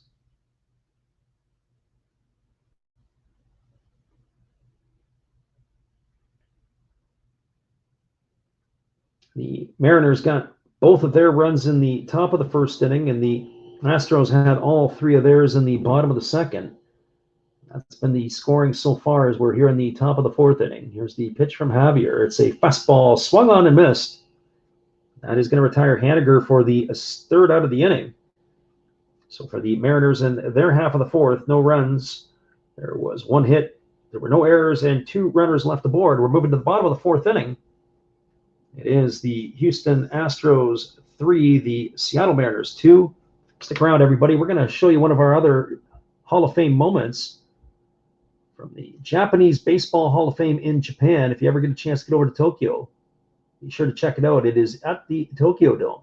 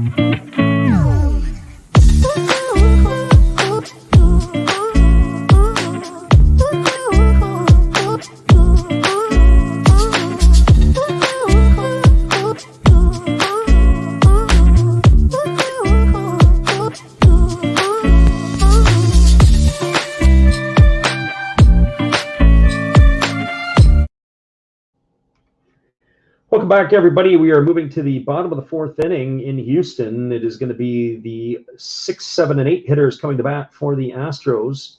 And it'll be Kyle Tucker, Jake Myers, and Marwin Gonzalez to face the left-hander Tyler Anderson. Anderson today has been fairly effective facing the top part of the batting order, but it's this bottom part here that has given him some fits. The last 4 hitters in the order today are 2 for 3 against him with a walk so far. So pitching against the bottom part of the order is a bit of a challenge for Anderson here today. So here we go, ready to go with Kyle Tucker striding to the plate. Notice the last few days there are not too many players in Major League Baseball that don't go without wearing batting gloves, but Kyle Tucker is one of them. There's the first pitch delivered. It is a fastball that misses in. Counts 1-0. Kyle Tucker, we saw Will Myers, and the first baseman for the Phillies the other day was Brad Miller. He doesn't wear gloves either. Those are the first 3 players that come to mind. I remember recently Hunter Pence would be a guy who wouldn't wear gloves. Here's the pitch. It is a breaking ball swung on. It is lifted into right field. Mitch Haniger is racing toward the line, and now he's got to come back. He's lost sight of the ball. The ball is bounced in fair territory. He's picking it up. He's firing it back in. And here's the play at third, and it's not going to be in time. It is going to be a triple for Kyle Tucker. That ball was lost in the roof, and Haniger had overrun the ball. Was able to get down, and then the ball got away from him. So he makes the throw into third base. So it's a very tough roof. Ball comes down. It's hard to see it. And then when he finally picked it up in the light, it landed in fair territory. Astro fans were trying to grab it down the right field line from him. I don't think they had any interference. Now, Kyle Tucker, as he hit that ball, absolutely dogged it down the line. So for the Astro fans that are listening in, he did not run hard at all to first base. And it wasn't until he got around the bag that he started to take off. And the Seattle Mariners are out talking to the umpiring crew, and they're going to have a look at this most likely because they think that there may have been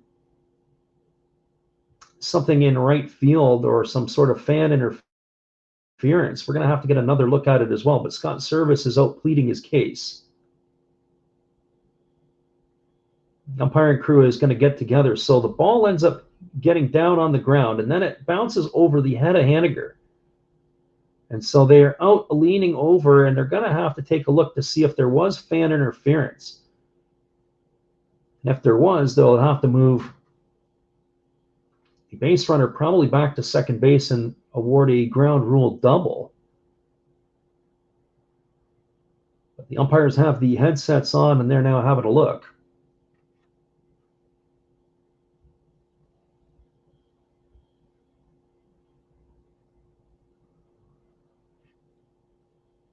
So as we wait for the decisions from the umpiring crew as they're taking a look, I think, in my opinion, as I watch the replays, I don't think that there was interference. It was close.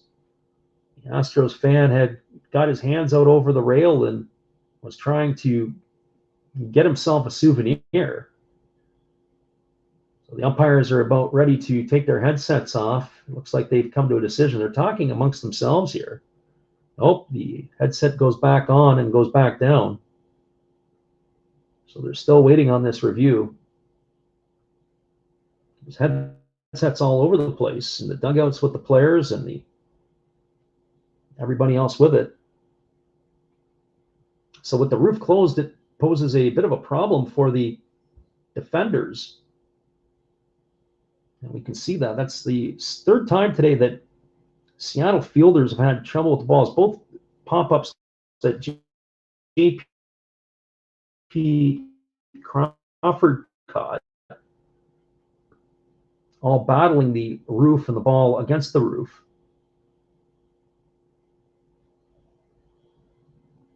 But if I'm a Houston Astro fan, the thing I'm not excited about is the lack of effort down the line by Tucker. He was not coming hard out of the box.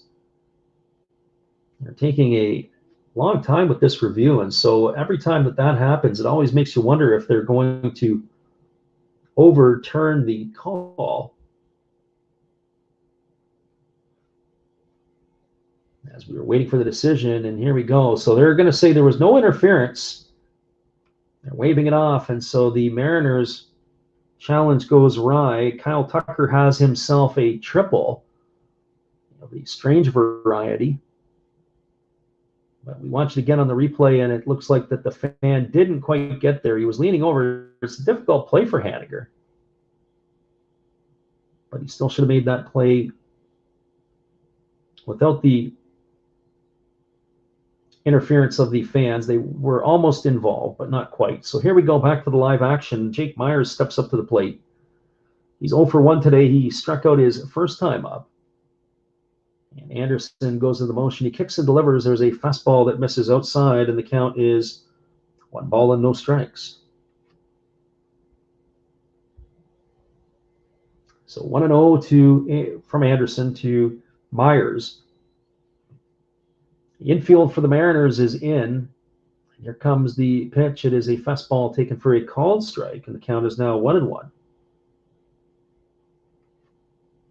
So 1 ball and 1 strike.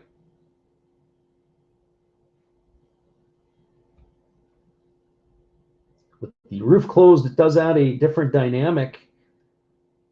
You've seen it in Seattle sometimes. If you've ever been to that ballpark, when the roof is closed, it plays a lot differently than when the roof is open. And there is a changeup swung on and missed, and the count is 1-2. Those Mariner fans who are listening, and they will know and understand what I'm talking about. That roof gets closed, becomes a very challenging place to play with the darkness of the roof. The ball goes up, it's lost in the roof. You can't really see the background to it. And there's a breaking ball in the dirt, and the count now goes to 2-2. So 2 balls and 2 strikes.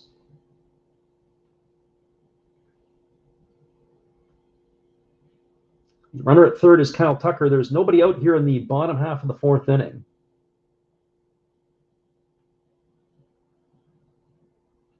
Anderson leans in. He looks at his catcher Murphy for the sign. He checks the runner at third, and now he comes head at the belt. He kicks and he delivers. There is a fastball that misses upstairs, and the count is now 3-2 to Myers. Waiting his turn on deck is Marwin Gonzalez.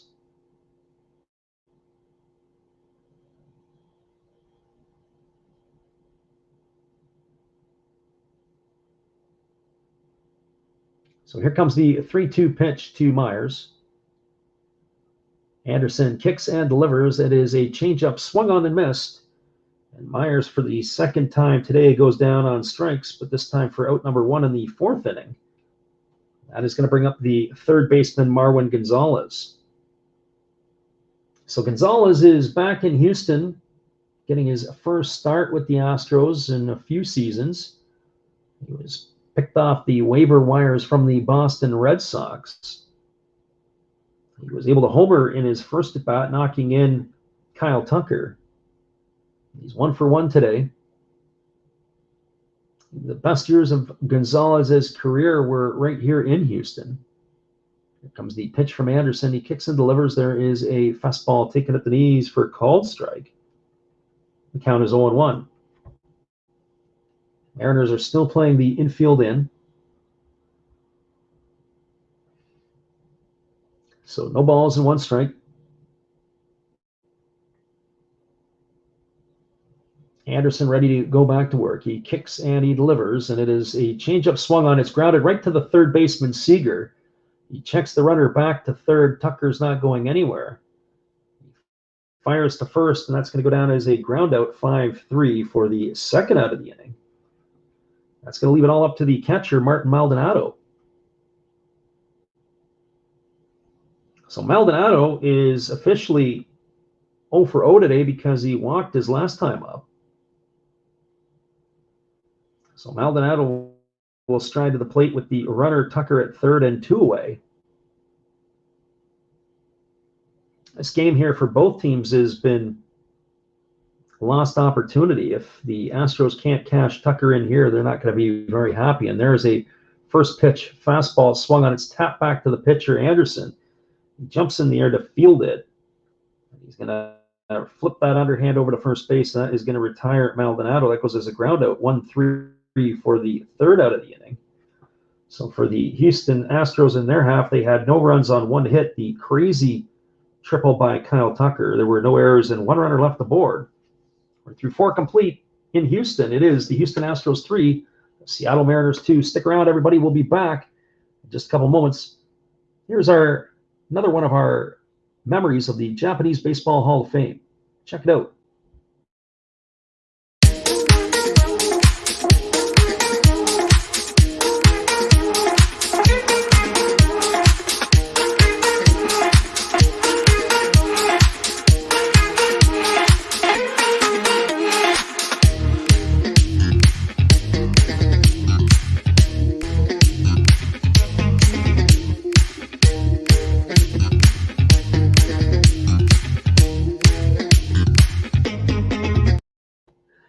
We're moving to the top of the 5th inning. It is a 3-2 scoreline for the Houston Astros over the Seattle Mariners. Stick around after these tunes. We'll be right back with the top of the 5th inning.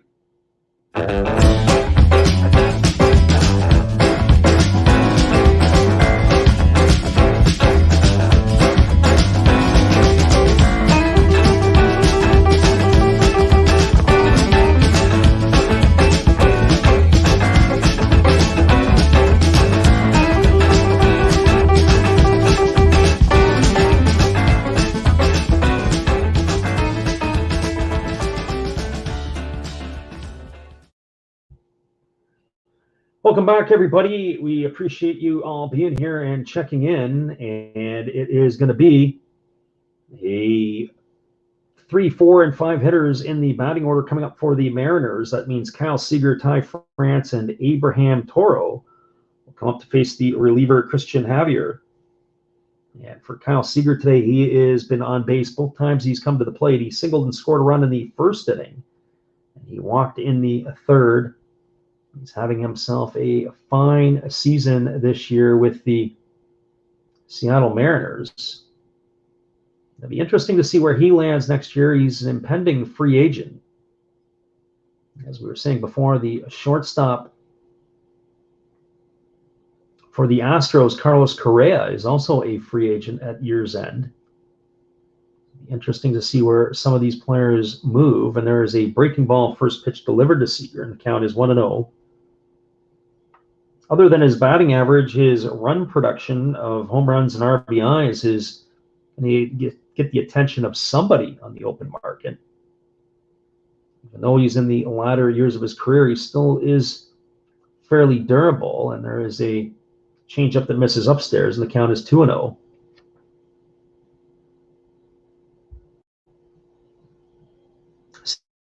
Seager played in all 60 games last year. The prior to it, he played in 160. He was banged up a little bit, but for a string of seasons For 7 years, he had never appeared in less than 154 ball games, and he's well on his pace to do that again this year. There's a pitch that's fouled away, and the count is 2-1. So 2 balls and 1 strike to Seager.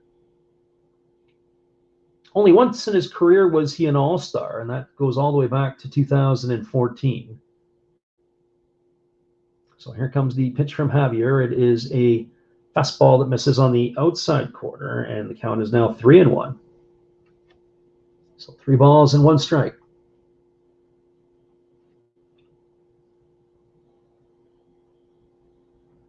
Seager bats from the left side. We've got a right-hander versus the left-hander matchup.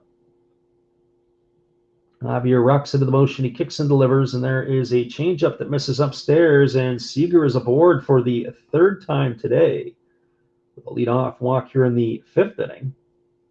That's going to bring up the first baseman, Ty France. For France today, he is 1 for 2. He singled in the first. He was stranded at third base. He struck out in the 3rd inning. He's having himself a decent year this year.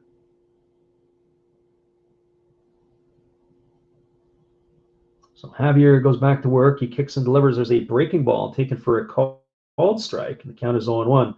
With Seager being the runner at first base, it's kind of amazing. You wouldn't think of Kyle Seager as being one of the home run leaders, but he is in the top 5 in the American League. He's 5th with those 34 home runs. So here comes the 0-1 pitch to France, and it is a breaking ball that misses inside. The count is 1-1. So 1 ball and 1 strike.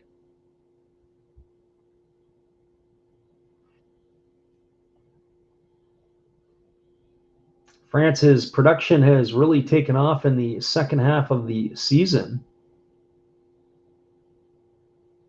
He's absolutely been scorching. And so here comes the pitch from Javier. It is a fastball swung on, and it's fouled off of the catcher, Martin Maldonado, and he's going to walk a couple of steps out to the pitcher's mound to get rid of that one. He jumped around a little bit. Moves the count to 1-2 to France. Get a replay of it, but it looks like that it may have hit off the arm of Maldonado or just grazed the arm. Sometimes the catchers get a little lazy. They get their hand out from behind the shin guard. There's the throw over to first base, and diving back in time is Seager.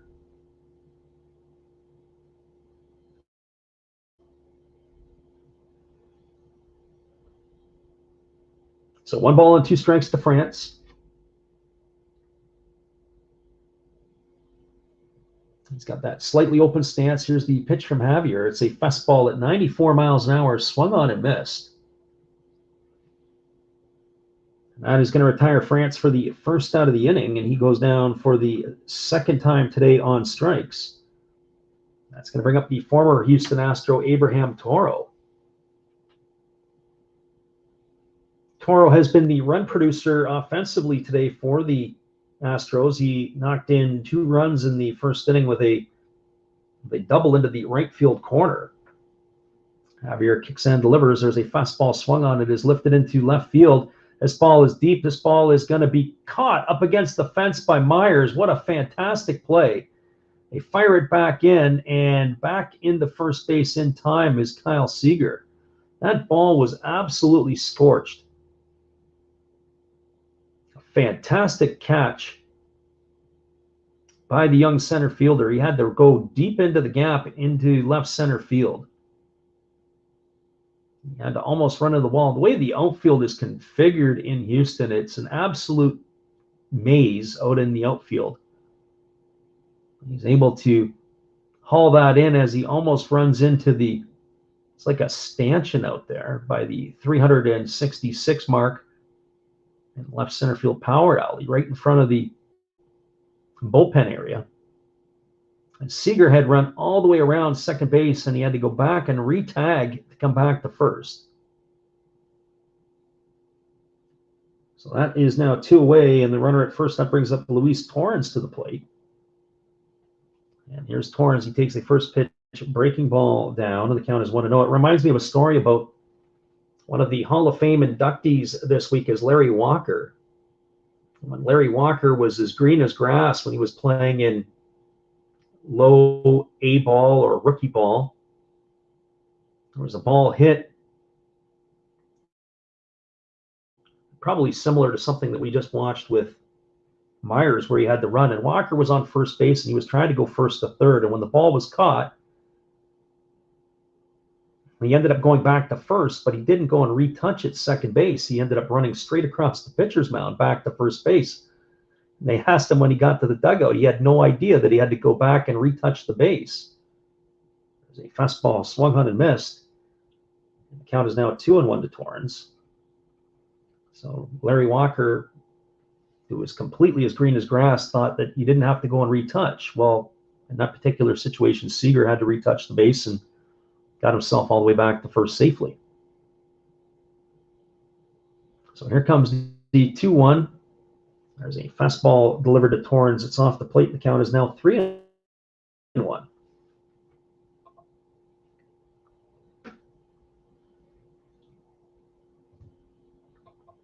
3 balls and 1 strike. So even Hall of Famers at the early part of their careers find ways to make mistakes. So here comes the pitch from Javier. It is a fastball swung on it. It's grounded to short. It's fielded by Correa. He's going to run over and step on the bag at second base, and that is going to be a fielder's choice to end the inning for out number 3 as Seager is retired. So for the Seattle Mariners and their half of the 5th inning, there was no runs, no hits, no errors, and 1 left aboard. Through 4.5, it is the Houston Astros 3, the Seattle Mariners 2. Stick around, everybody. We'll be back in just a couple moments. Here's our friend Matt again. Good evening, ladies and gentlemen. Namaste. Hey, I hope you guys have been enjoying the game. My name is Hollis. I've got a YouTube channel called Another Hollis Build. I love baseball cards. I open up brand new product for you guys. I open up old stuff. I do breaks. I do auctions, all kinds of stuff concerning baseball. I'm Friars faithful, Padres to the end. I also love Garbage Pail Kids and my animals. I have a ton of animals. It's like a mini petting zoo here around my house. I also love my city. San Diego, baby. I'll take you all around the city and show you what's up. If you guys dig stuff like that, cruise on over and check it out. It's Another Hollis Build. If you dig it, subscribe. I'd really appreciate to have more follow me along on the journey. Hey, either way, you guys have a wonderful day or a beautiful, beautiful evening. No matter which one it is, make sure that you make it great, my friends. Big up Last Raps Baseball. Yeah, Freddie, let's go. One love and peace. Yeah, man.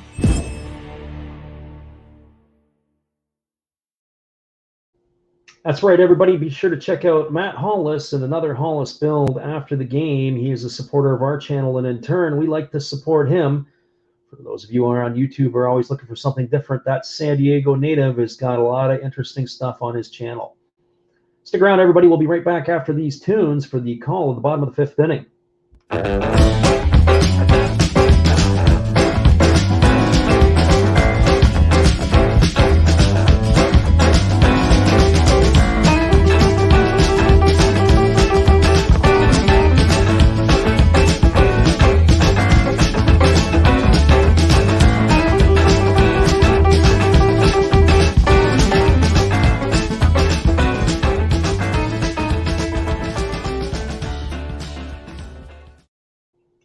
Welcome back, everybody. We are moving to the bottom of the 5th inning. It's going to be Jose Altuve, Michael Brantley, and Yuli Gurriel to get it going here against the left-hander Tyler Anderson. And the first pitch to Altuve is a changeup that misses outside, and the count is 1-0. This will be the 3rd time through the order for the Astros against Anderson. Anderson had that rough inning in the 2nd inning where he gave up all 3 of the Astros runs. And here comes the pitch from Anderson. It's a fastball taken for a called strike. And the count is 1-1.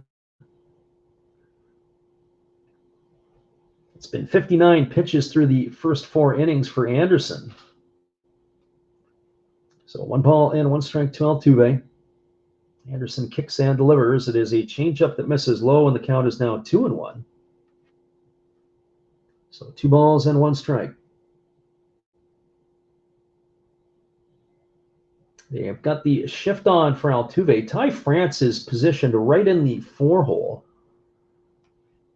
It's an interesting spot. They've got 3 fielders on the left side of the infield, and there is a changeup swung on. This ball is blasted to left field, and this ball is going to reach the seats. It is a home run for Altuve, and that one is gone. That is going to be number 27 on the season for number 27.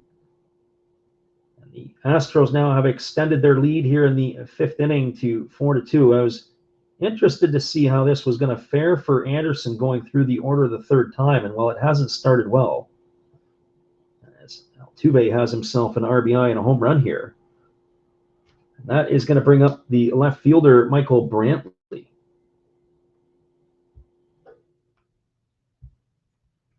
So Mayweather K7 says, okay, hoping to stay at 3 or 4 runs for the bigger payout. And here comes the first pitch to Brantley, and that's a fastball taken for a called strike, and the count is 0-1. We do get a lot of people into our channel,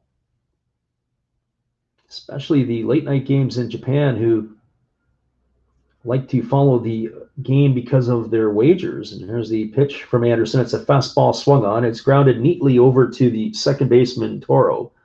He picks it up and flips it to first, and that is going to retire Michael Brantley on a ground out, 4-3 for out number 1. And that's going to bring up the first baseman, Yuli Gurriel. For Gurriel on the season, he entered the game tonight hitting .313 with 14 homers and 72 RBIs. He's 1 for 2 tonight. And the first pitch to Gurriel is a changeup that misses down and away, and the count is 1-0. Anderson has been around the zone for the most part today. He's got a very unique delivery at the off the mound. He's has like this double kick and a kickback, and then he delivers the pitch. There's a fastball that misses outside, and the count is 2-0 to Gurriel. This is the first time I've got a chance to see Anderson pitch this year. And here's the pitch. It's a fastball, and it misses upstairs, and the count is now 3-0. Anderson was originally a first-round choice of the Colorado Rockies out of the University of Oregon. They call him Mr. Duck. And so here comes the pitch. It's a fastball, and it misses outside, and Gurriel has drawn himself a 4-pitch walk. And that is going to bring up Yordan Alvarez. And the reason they call him Mr. Duck is because of his time at the University of Oregon. As we mentioned, he began his career with the Rockies. He was drafted by them, and he spent the first 4 years of his career with them.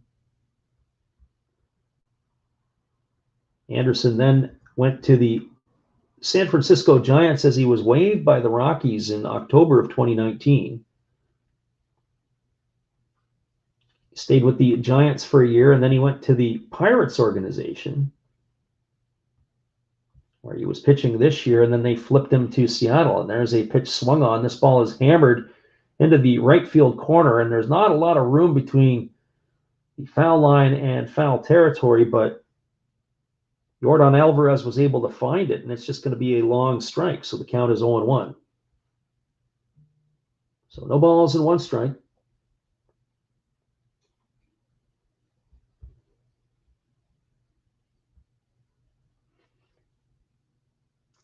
Alvarez gets himself dug in. He's got that slightly open stance. Anderson comes set at the belt. He kicks and he delivers, and there is a off-speed pitch that misses outside, and the count is now 1-1. So 1 ball and 1 strike to Alvarez. The Astros have padded their lead with the home run to lead off the inning by Jose Altuve. It's 4-2 now, and here's the pitch from Anderson, and that pitch is swung on. It's lifted into right field. Moving to his left is Mitch Haniger. He's going to make the play, and there's a throwback into first base, and Gurriel, who is running on the pitch, is going to get back in time.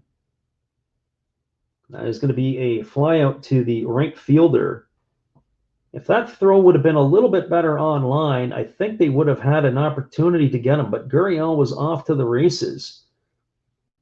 He had to come back to the base. Haneker's throw was just up the baseline between first and second. First baseman Ty France had to come off the base to get it, and then he tried a sweep tag, but he missed them. I don't think they're going to be able to look at that one. I think the Mariners have already burned their challenges. We've looked at it on the replay a couple of times, and I think the umpire has made the right call. So as we're back to the live action, Anderson flips it over to first base, and diving back in time is Gurriel. Gurriel's had a workout on the base paths here in this inning.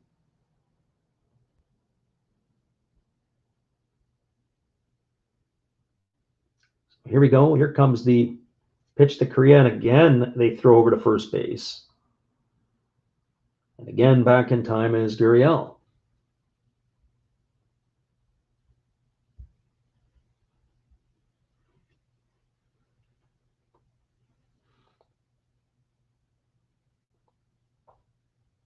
And again, they throw over to first, and again, it's Gurriel getting back. That's 3 in a row now for Gurriel to first base to France.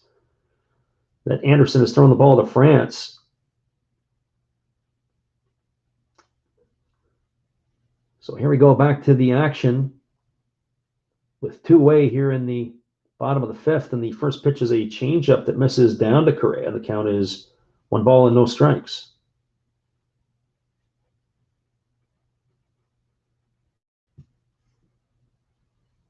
Anderson leans in. He gets the sign from his catcher, Murphy. He kicks and he delivers, and there is a breaking ball swung on and fouled away on the third base side. The count is 1-1. So 1 ball and 1 strike.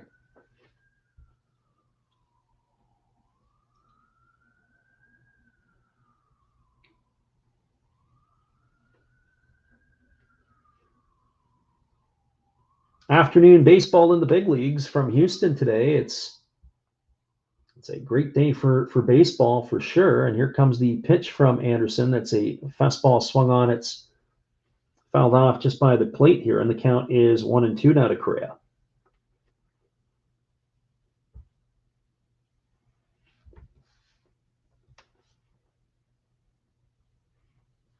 There are a couple of other games now underway across the big leagues. The Giants and the Rockies are in the bottom of the 3rd, and that game is knotted up at zeros.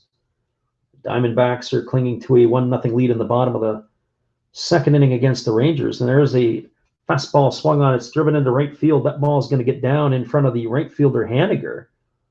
It's going to stop Gurriel at second base. And Carlos Correa has a 2-out single. And that is going to bring up Kyle Tucker. Kyle Tucker today has had himself quite an afternoon. He is 2 for 2. He had a double in the 2nd inning, and he tripled in the 4th. The triple was aided by, I'd like to say, some poor defense, but probably had the field effect of the park here in Houston, as the ball ended up dropping in for a bit of a cheap triple. Mitch Haniger lost it in the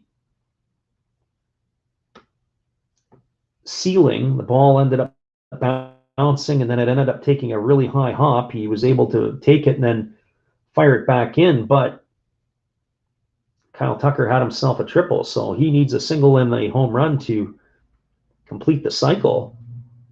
Arguably the most difficult thing is that triple.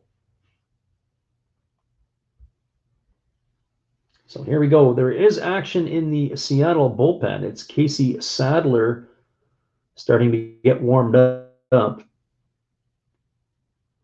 I was thinking before this inning started, this might be the last inning for Anderson. So with 2 on and 2 out, Tucker steps up to the plate. He's pulled his average up to 291 in this game today. The first pitch is a fastball that misses low and in, and the count is 1-0. As we mentioned before, Tucker's one of those rare breeds. He doesn't use batting gloves when he comes to the plate. We saw Will Myers last night and Brad Miller early in the week for the Phillies. If anybody else can think of guys without batting gloves or who wear batting gloves, just drop it in the chat. There's a fastball that misses up and in, and the count is 2-0. It's the exception and not the rule for guys to not wear their batting gloves. Some guys just like it. We mentioned before that Hunter Pence was a guy who would go with no gloves, and sometimes he would go with one glove.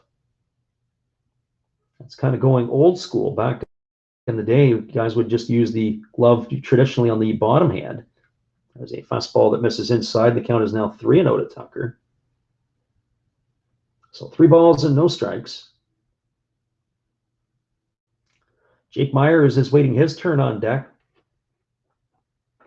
So the runner at second is Gurriel. The runner at first is Correa. Here comes the 3-0 pitch to Tucker. Anderson checks the runner at second. He kicks and delivers, and there is a fastball that misses up, and that is ball 4. So Tucker is aboard, and that is going to load the bases.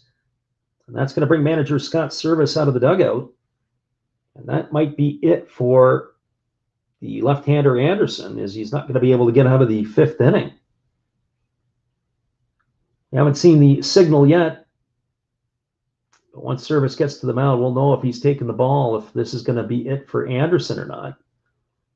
Usually when the manager goes, and that's exactly what it is. He's taking the ball, and Anderson's letting the home plate umpire know his thoughts as he's walking off. That last pitch at 3-0 could have been a strike, but he is all over the place here in the 5th inning. Probably didn't deserve the calls that he was asking for. So stick around, everybody. We'll be back in just a couple moments. We're going to give you our friend Steve Rademacher. After the game, be sure to check out Steve's channel. He is got Money Monday, Takeover Tuesday. He's got Saturday morning cartoons, and he's got No Filter Friday for those of you who are above the age of 18. Check out Steve's channel when you get a chance. Here's Steve Rademacher. Hello, kids. Steve coming at you. It's Steve Rademacher, and if you like interesting stuff, if you like to laugh a little bit, and if you enjoy collecting, this channel's for you. If you like non-sport cards, we have them. You like pseudo-sport cards, we open them. Even if you like entire boxes of completely pointless stuff or other sports, we have everything here. I drop a different video every day. And there's always a theme to it, from No Filter Friday to Saturday morning cartoons, even Sunday shoutouts. Once in a while, we'll get a little froggy and show Money Monday, where I showcase a bunch of my currency. We have Legos, we have Star Wars, we have a good time. We even have my brother on Takeover Tuesday. Be there or be square. Back to Freddy. Thanks again, Steve. Be sure to check out his channel. That's Steve Rademacher. He is a supporter of our channel. We support his. Be sure to check out the little guys here on YouTube. They have some interesting and creative stuff. Now, we have a pitching change here for the Seattle Mariners now coming into the ball game.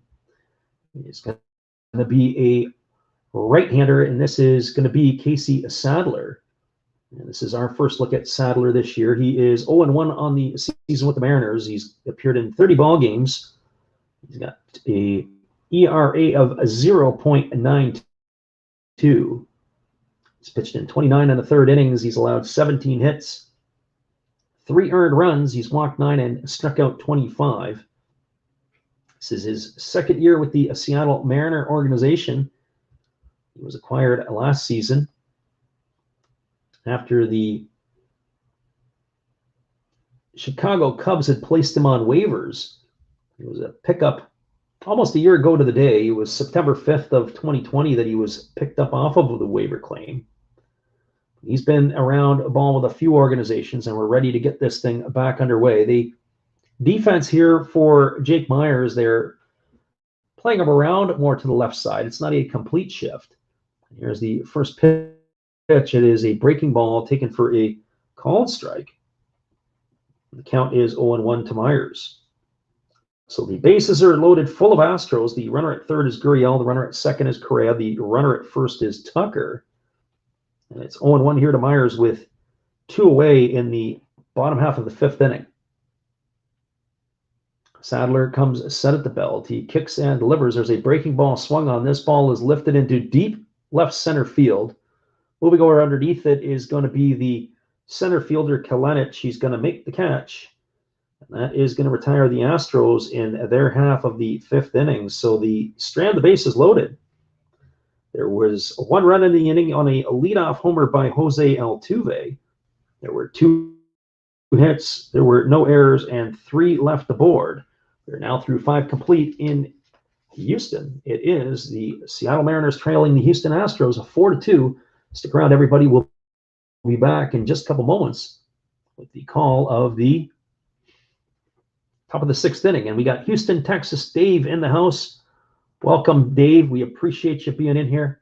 We'll be back in just a couple minutes. Check out our friend Matt and his channel. Good evening, ladies and gentlemen. Namaste. Hey, I hope you guys have been enjoying the game. My name is Hollis. I've got a YouTube channel called Another Hollis Build. I love baseball cards. I open up brand new product for you guys. I open up old stuff. I do breaks. I do auctions. All kinds of stuff concerning baseball. I'm Friars faithful, Padres to the end. I also love Garbage Pail Kids and my animals. I have a ton of animals. It's like a mini petting zoo here around my house. I also love my city. San Diego, baby. I take you all around the city and show you what's up. If you guys dig stuff like that, cruise on over and check it out. It's Another Hollis Build. If you dig it, subscribe. I'd really appreciate to have more follow me along on the journey. Hey, either way, you guys have a wonderful day or a beautiful, beautiful evening. No matter which one it is, make sure that you make it great, my friends. Big up Last Raps Baseball. Yeah, Freddie, let's go. One love and peace, yeah, man.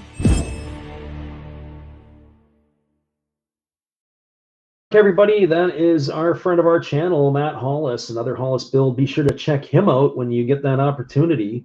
We got Ursula Garcia in the house today saying, let's go Astros, and thanks for stopping in. We appreciate you being here as well. It is going to be the bottom third of the batting order coming up for the Mariners here in their top half of the 6th inning. It's going to be Jared Kalenic, Tom Murphy, and Jose Marmoleos are the scheduled hitters for the Mariners. And they are going to be facing the right-hander Christian Javier, who is now working his 3rd inning of relief. And the first pitch is a breaking ball taken down for ball 1 to Kalenic. For Kalenic today, he is 0 for 2. He has flown out to right and struck out his 2 times up. There's a fastball swung on, and this ball is lifted over the head of the 3rd baseman Gonzalez. It's going to get into left field, and Kalenic is going to be aboard with a base hit single here to start the 6th inning. And that is going to bring up the catcher, Tom Murphy. For those of you who are listening for the first time, our niche is Japanese baseball. We usually call the NPB games on the weekends. Sometimes we do midweek games. We do throw in some major league content during the week like we are today. We haven't posted up our schedule for the next few days. That's going to change a little bit. But we're glad to have you in here if it's your first time. So here we are back to the live action. The first pitch from Christian Javier is a fastball swung on and missed. He fires down to first base. And diving back in time is Kalenic. So 0-1 to Murphy. Maldonado flashing his arm. Murphy today is 0 for 2. He is popped out and he has flown out. He popped to short and flew out to center his 2 times up. And here comes the pitch. It's a fastball swung on, and it's lifted foul over on the first base side of home plate, and the count is 0-2. So no balls and 2 strikes. This Houston Astro team is going to have a very different look potentially next year, as Carlos Correa is going to hit the open market. So it'll be interesting to see if they can retain his services. There's a fastball that misses upstairs, and the count is 1-2. But certainly, whether it's Baez, Seager, Story, or even Marcus Semien, who's playing second in Toronto, he has definitely got an opportunity to find a job somewhere. We look around the league, obviously those 4 teams were potentially going to lose their guys. Look at needs for shortstop around baseball. The Detroit Tigers are one that comes to mind, as are the Cincinnati Reds, who could be in the market. There is action in the Houston bullpen. It's Brooks Rowley up and throwing now. He is a left-hander. He's getting himself loose with some seriousness. We may see him in the next inning. There's a fastball that misses up, and the count is 2-2 to Murphy.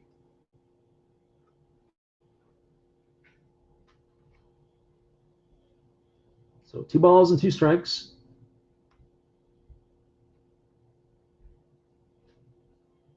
Javier is at 38 pitches. Since coming on the ball game, this is his third inning of work. He kicks and delivers. There's a breaking ball that misses inside, and the count now runs full to Murphy.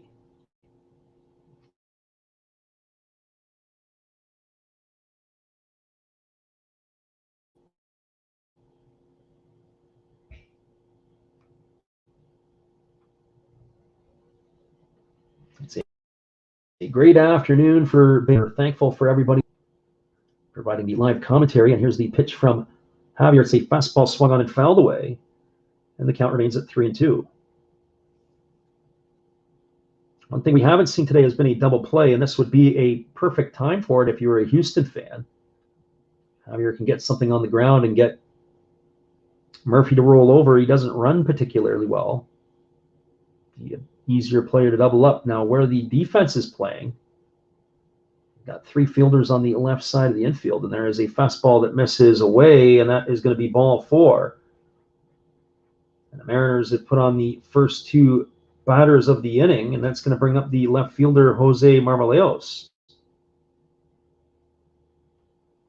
For Marmoleos today, he is 1 for 2. The first time up, he flew out to center field. The last time up against Christian Javier, he scorched a double off the left field scoreboard. So he is 1 for 2 today. Javier comes set at the belt. He checks the runner at second. He kicks and he delivers. There's a breaking ball swung on. It is lifted on the first base side. Moving over into foul territory is the first baseman Gurriel. He's going to make the catch. And on one pitch, Marmolay has been retired for out number 1, and that's going to leave it bring up to the plate J.P. Crawford. For Crawford today, he is 0 for 2. He walked his last time up. The other 2 times he flew out to right field, and then he flew out to left field.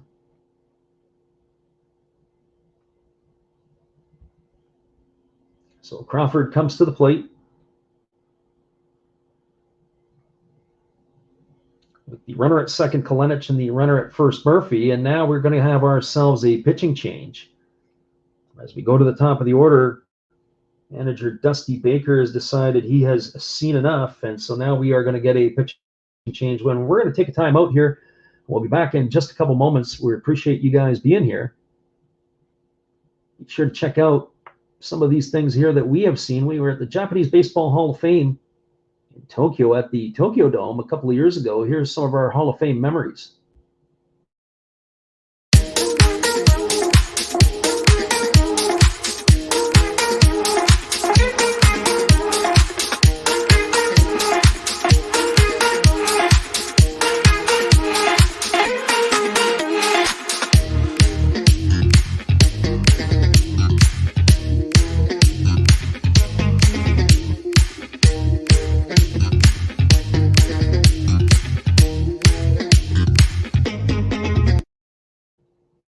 Welcome back, everybody. As they make this pitching change, we'd like to share with you that we do a lot of Japanese games. So if you're up late night in North America on the weekend, usually the games start at 9 p.m. Pacific or 10 p.m. Pacific, and we are on the call.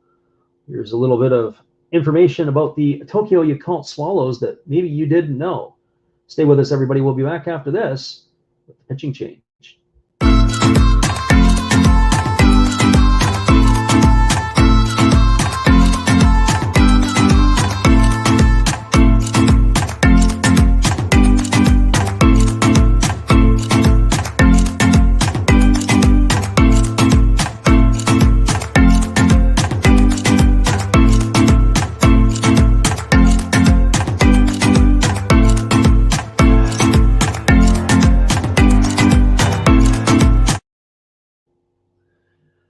back, everybody. It is a lefty coming into the ball game. It's going to be Brooks Rowley. He is 2-3 on the season for the Astros. He's appeared in 47 games to this point. He's pitched in 38 and 2/3 innings. He's allowed 38 hits. He has walked 14 and struck out 53. He is taking over here for the right-hander Christian Javier, who took over for the right-hander Jose Urquidy.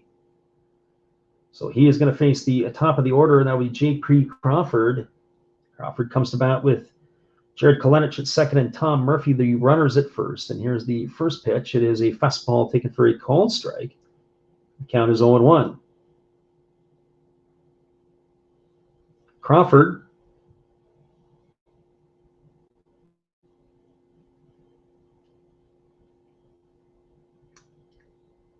is 0 for 2 today. He walked his last time up. And here comes the pitch from Rowley. It is a fastball, and that misses off the outside corner, and the count goes to 1-1. So 1 ball and 1 strike. We got Mayweather K saying it's a perfect game for him. He's got 6 wagers and 4 wins. Appreciate you being here and stopping in again today. Maybe we'll catch you again later in the week. So here comes the pitch from Rowley. He kicks and delivers. It's a breaking ball, and they say he went. The pitch was off the plate,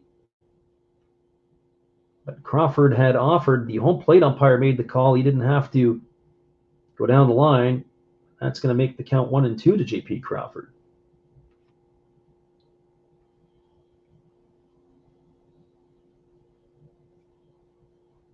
So 1 ball and 2 strikes. Here's the pitch from Rowley. It's a breaking ball, swung on and missed. And Crawford is down on strikes for the second out of the inning. That's going to leave it up to Mitch Haniger. Haniger today is 1 for 3. He singled and scored a run in the first inning. He struck out his last 2 times up. So he strides to the plate, looking to deliver in the clutch for the Mariners. The Mariners have runners on first and second with 2 away here in the 6th inning. They've left 7 runners on base through the first 5 innings. They're in jeopardy of leaving some more on. And there's a breaking ball swung on and missed, and the count is 0-1. So no balls and 1 strike to Haniger. Haniger has reached the 30 home run mark again this season.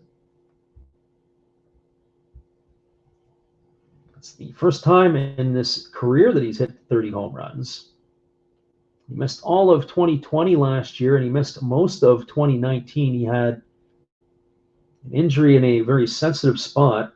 There's a breaking ball that misses down. The count is 1-1. Most men who are listening in the broadcast would know what I'm talking about. Haniger unfortunately missed a lot of time. He had a very good 2018 season. He was an all-star that year where he hit 26 homers and drove in 93. It was the best year of his career. He even got all MVP votes. That might have been a bit of a stretch. So here comes the 1-1 to Haniger. Rowley kicks and delivers. It's a breaking ball swung on. It's tapped slowly over to third. Gonzalez fields it. He cuts it off. He fires to first. And that is going to retire Haniger. It's going to go down as a ground out 5-3. So for the Mariners in their half of the 6th inning, they had no runs on 1 hit. There were no errors and 2 runners left aboard. We are moving to the bottom of the 6th inning. It is the Houston Astros 4, the Seattle Mariners 2. Stick around, everybody. We'll be back in just a couple moments. Here's our friend Steve again. Be sure to check out his channel. This is Steve Rademacher. Hey guys, and thank you, Freddie. Steve coming back at you. That's right, Steve Rademacher. I would like to thank each and every one of you that is tuned into my channel. And today, let's do a little shout out for some other great channels you should be watching. There is WVlogs 18. There's Big D's Sports and Collectibles. You all know another Hollis build. Why not? Like father, like son. That's a great duo that does some great stuff. It shows some great cards. And of course, the one and only Bud Stoney, creators of One of Ones, the creator of One of Ones, and they're all signed on the back. Bud Stoney, One of One, like this beautiful Robin Yount that he made for me.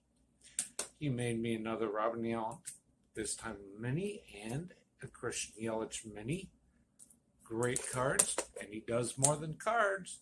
We have darts of Hulk Hogan and many other things. So give them a look-see and give me another look-see. Subscribers are always welcome, and back to Freddie.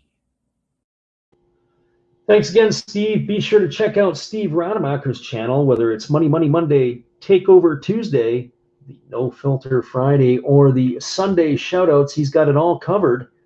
He's one of the minnows on YouTube. He's got only 260 subscribers, but make sure you get over there and check him out. Give him some support. If you like what he does, stick around and watch more. He's always entertaining. We are moving to the bottom half of the sixth inning, and the Astros are going to be sending up the 8, 9, and 1 hitters in their order. That means Marwin Gonzalez, Martin Maldonado, and Jose Altuve are the scheduled hitters. And the Seattle Mariners went to the bullpen last inning as they had brought in their relief pitcher to close out the deal, but they are going back again. They brought in Casey Sadler, but now Sadler is out of the game, and they are going to see a former Astro in Joe Smith. Joe Smith is entering the ball game. He's going to be his 43rd appearance this year. He's got a record of 2-3. His ERA is fluffed up at 5.67. I'm sure he is looking up for the challenge to face his former team, the Houston Astros. So here comes Joe Smith, and as we said, face him. So righty against the lefty, and we're back to the action. And the first pitch from Smith is a breaking ball taken for a called strike, and the count is 0-1.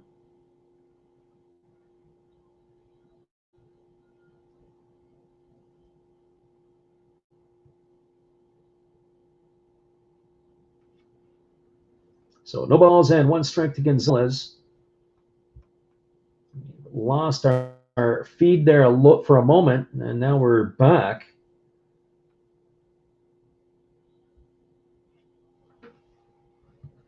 It's always a bit of a challenge when you're having to do these things remotely. So we've got no balls and 1 strike to Gonzalez, and we're waiting to come back to the action.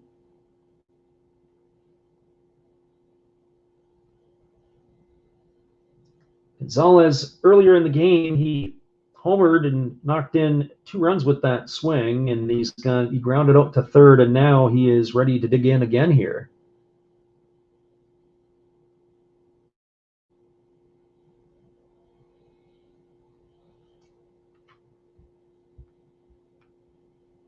We're going to have to hold it up here just a little bit as we're making sure we wait. And here's the pitch to Gonzalez. It's popped up, and moving underneath it is the shortstop, Crawford. He's going to make the catch, and he's going to put that one away, and that is going to retire Gonzalez for the first out of the inning.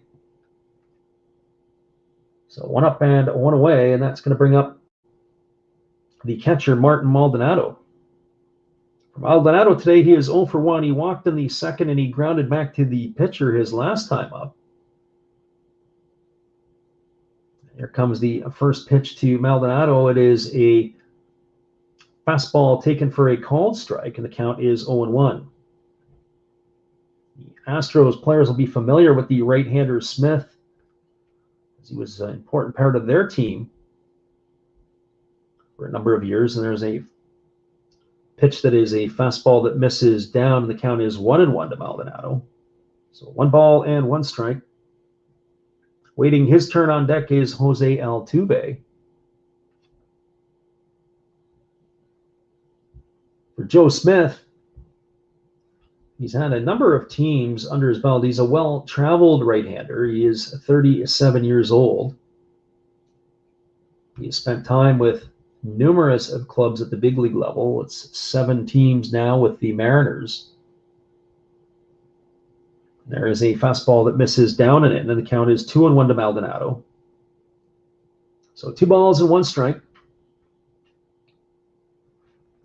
The longest stint of his career was with the Cleveland Indians.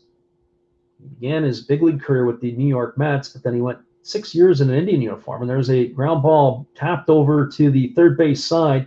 Smith gets off the mound. He fields it barehanded. He fires to first, and he is going to retire Maldonado. What a fantastic play by the pitcher. Some people say pitchers aren't athletes. Well, that was a very athletic play as he got off the mound, barehanded it, planted it, and had to fire. He was able to get Maldonado. It was also a good play by the first baseman, France. France was playing well off the line. He had to really get over to the bag. As he gets over to the bag, he was able to make the play. So that is going to retire Martin Maldonado, and that's going to bring up Jose Altuve. And the first pitch to Altuve is a fastball that misses upstairs, and the count is 1-0. So 1 ball and no strikes. Altuve today is 1 for 3. He hit a solo shot in the 5th inning to lead off the inning. The other 2 times he has popped out to J.P. Crawford at short. Here's the pitch. It is a fastball, and that misses outside. The count is 2-0. The first pitch that Smith delivered to Altuve, that looked pretty good. That pitch was a little further off the plate, but Smith is not getting the calls in the place he called home for the last couple of seasons. This is Altuve's house, and there's a fastball taken for a called strike, and the count is 2-1. So 2 balls and 1 strike.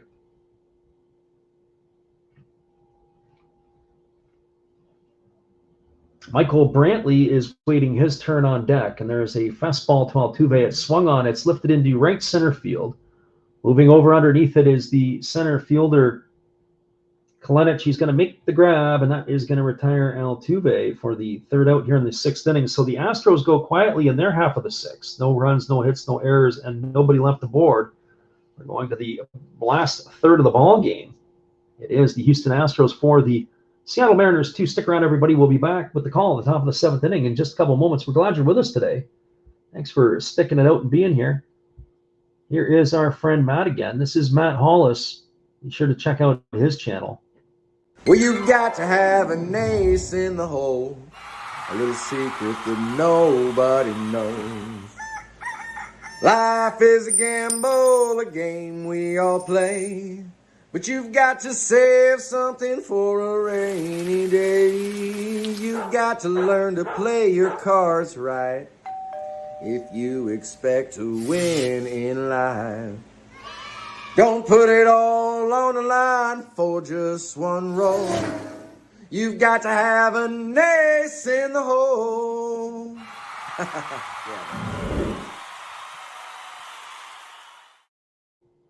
That's right, everybody. That's Matt Hollis, another Hollis build. Once the game is done, be sure to go over and check out his channel.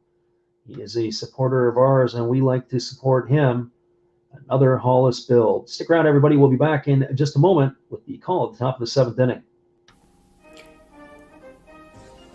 Would you like to support Last Raps Baseball? We would appreciate it if you did. Be sure to check out our eBay page where we have baseball merchandise. We also have stuff from the Japanese League for those who listen from Japan, but we also do other sports like football and basketball as well. Don't forget, visit Last Raps Baseball's eBay store to help support the channel. We'll be glad you did.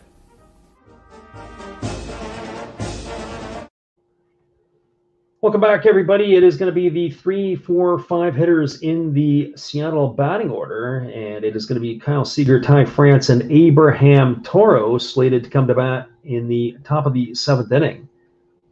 For Kyle Seager today, he has been an on-base machine. He is 1 for 1. He scored a run, and he has walked twice. He's going to be entrusted to get things going here against the left-handed reliever Brooks Rowley. And the first pitch is a breaking ball swung on and missed, and the count is 0-1. So Seager, as we mentioned before, he is enjoying a very fine offensive campaign. Batting average-wise, not so much, but definitely been a major run producer in the Seattle order. And there's a breaking ball that misses outside, and the count is 1-1. So 1 ball and 1 strike. Mario Owens drops in and says hello and welcome, Lamario. I hope I said that correctly. And there's a breaking ball to Seager, swung on and missed. And the count is 1-2. 11 seasons with the Mariners. Seager is moving up the categories in most offensive categories. There is a breaking ball that misses outside. The count is 2-2. There is a club option on Seager at the end of this year for $15 million. And to be fair, the type of season he has had, that looks like it's a bargain. I would be shocked if he wasn't back in a Mariners uniform next year. There's a breaking ball swung on and missed. And that is going to retire Seager for the first out here in the 7th inning. So 1 up and 1 away. That's going to bring up the first baseman, Ty France. For France today, he is 1 for 3. He singled back in the first, and he's struck out his other 2 times up. France getting the nod at first base today, and he's batting in the cleanup spot. Mario Owens says the Yankees are in a 4-game losing stretch, and he's hoping they can turn it around today as they take on the Toronto Blue Jays. We've got a break in the action, everybody. We're going to have a pitching change, as that is going to do it for Brooks Rowley. We will get that change for you in just a minute. We'll stick around in the chat here for a couple minutes. Mario Owens has made an interesting point, and he's talking about the challenge right now that the Yankees have. They got to try to snap the streak, especially yesterday after Garrett Cole left the game with an injury. They're going to be taking on the Blue Jays today, looking to snap that skid. And the Blue Jays will send to the mound today against the Yankees. As we check out the out-of-town scoreboard.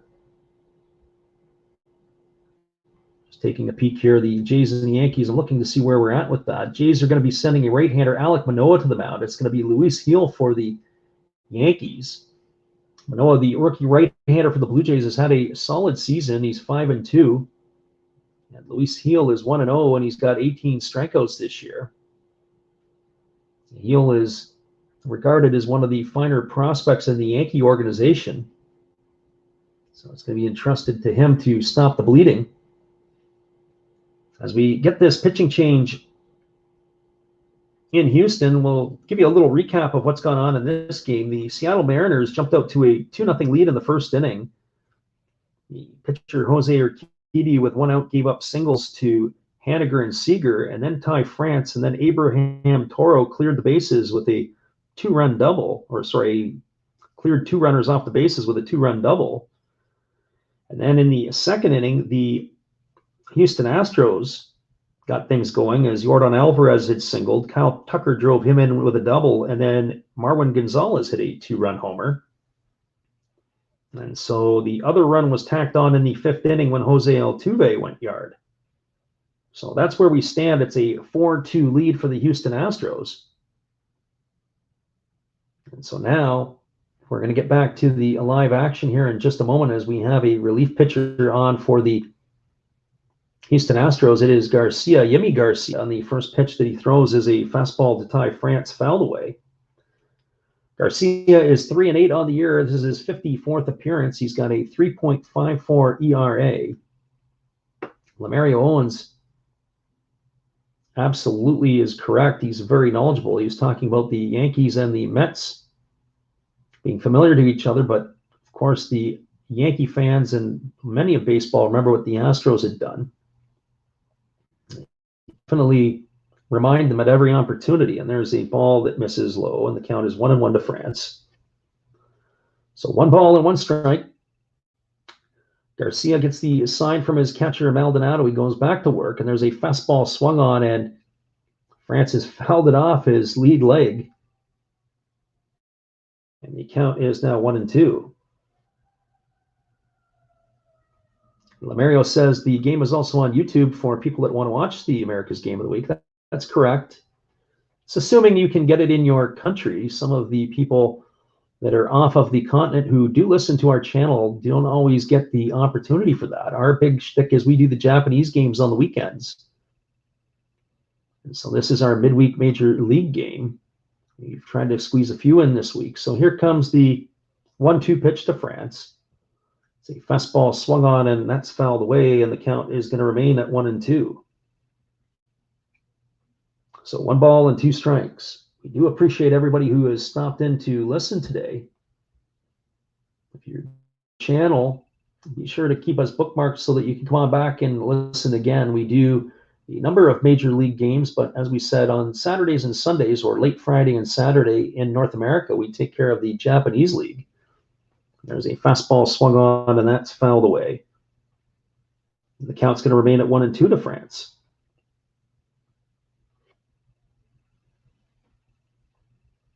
Ty France, as we mentioned earlier, was involved in that large trade with the San Diego Padres last year. Both he and Luis Torrens, who are in the lineup today, were involved in that deal.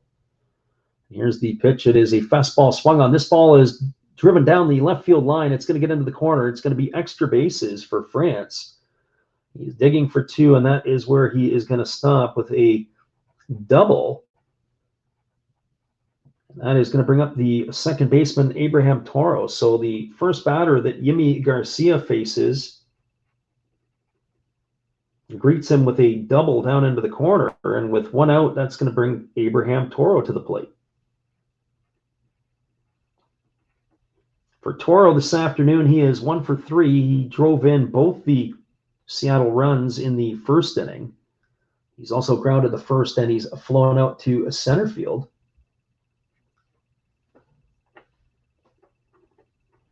That ball was absolutely scorched by Ty France. So now we've got Abraham Toro coming up to the plate as France and Carlos Correa are having a word at second base.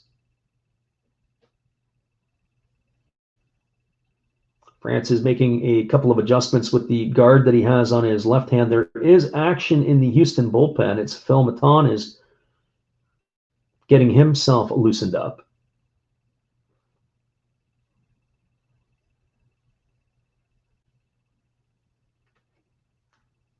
So Abraham Toro is the hitter. Garcia is the pitcher. Ready to get back to the action here as Garcia has come set. Here's the pitch to Toro. The first pitch is a fastball taken on the outside corner, and the count is 0-1. Abraham Toro, the former Houston Astro, has really come alive. There was really nowhere that they were going to play him regular in Houston. The second base is Jose Altuve's position. There's a fastball swung on and fouled away, and the count is 0-2.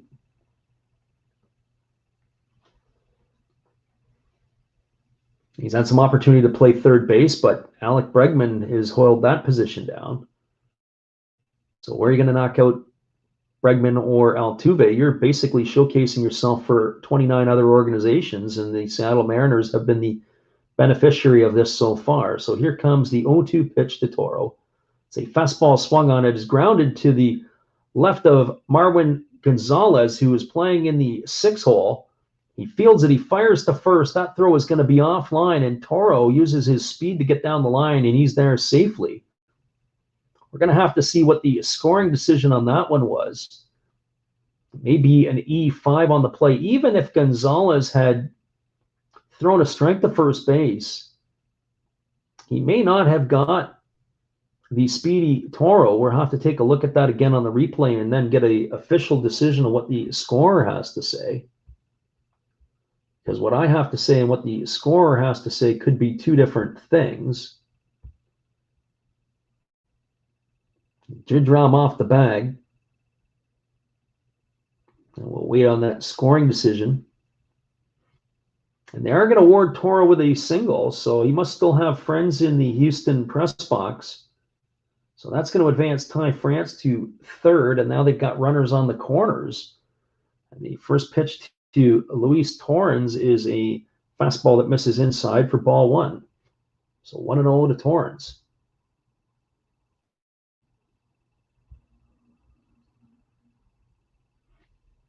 Torrens today is 0 for 2. He walked in the first inning. He grounded to third in the third, and he bounced into a fielder's choice in the fifth.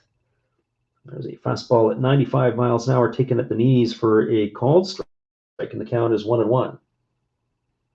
So 1 ball and 1 strike.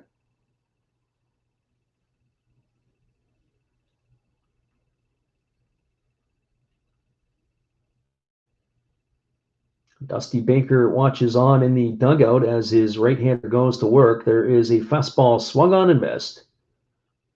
And the count is now 1-2 to Torrens. So the runner at third is Ty France. The runner at first is Abraham Toro.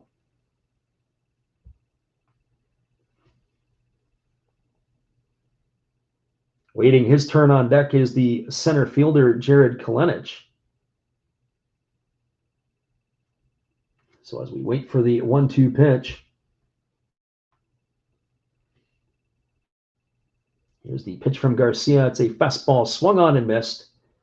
And that is going to retire Torrens down on strikes for out number 2.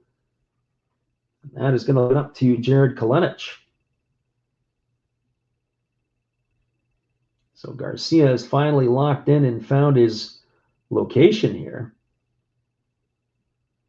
When he first came in, he really battled with Ty France. France had fouled off a number of pitches before hitting that double, and then, of course, he had Toro 0-2. But that is going to do it for Yimi Garcia. The Astros are going to be making a pitching change. We'll get that back for you here when we return in just a couple minutes. Here's our friend Matt again. Be sure to check out Matt Hollis and his channel, Another Hollis Build. He's a supporter of ours, and we like to support his while this pitching change is going on. Here comes Matt. Good evening, ladies and gentlemen. Namaste. Hey, I hope you guys have been enjoying the game. My name is Hollis. I've got a YouTube channel called Another Hollis Build. I love baseball cards. I open up brand new product for you guys. I open up old stuff. I do breaks. I do auctions. All kinds of stuff concerning baseball. I'm Friars faithful, Padres to the end. I also love Garbage Pail Kids and my animals. I have a ton of animals. It's like a mini petting zoo here around my house. I also love my city. San Diego, baby. I'll take you all around the city and show you what's up. If you guys dig stuff like that, cruise on over and check it out. It's Another Hollis Build. If you dig it, subscribe. I'd really appreciate to have more follow me along on the journey. Hey, either way, you guys have a wonderful day or a beautiful, beautiful evening. No matter which one it is, make sure that you make it great, my friends. Big up Last Raps Baseball. Yeah, Freddie, let's go. One love and peace. Yeah, man.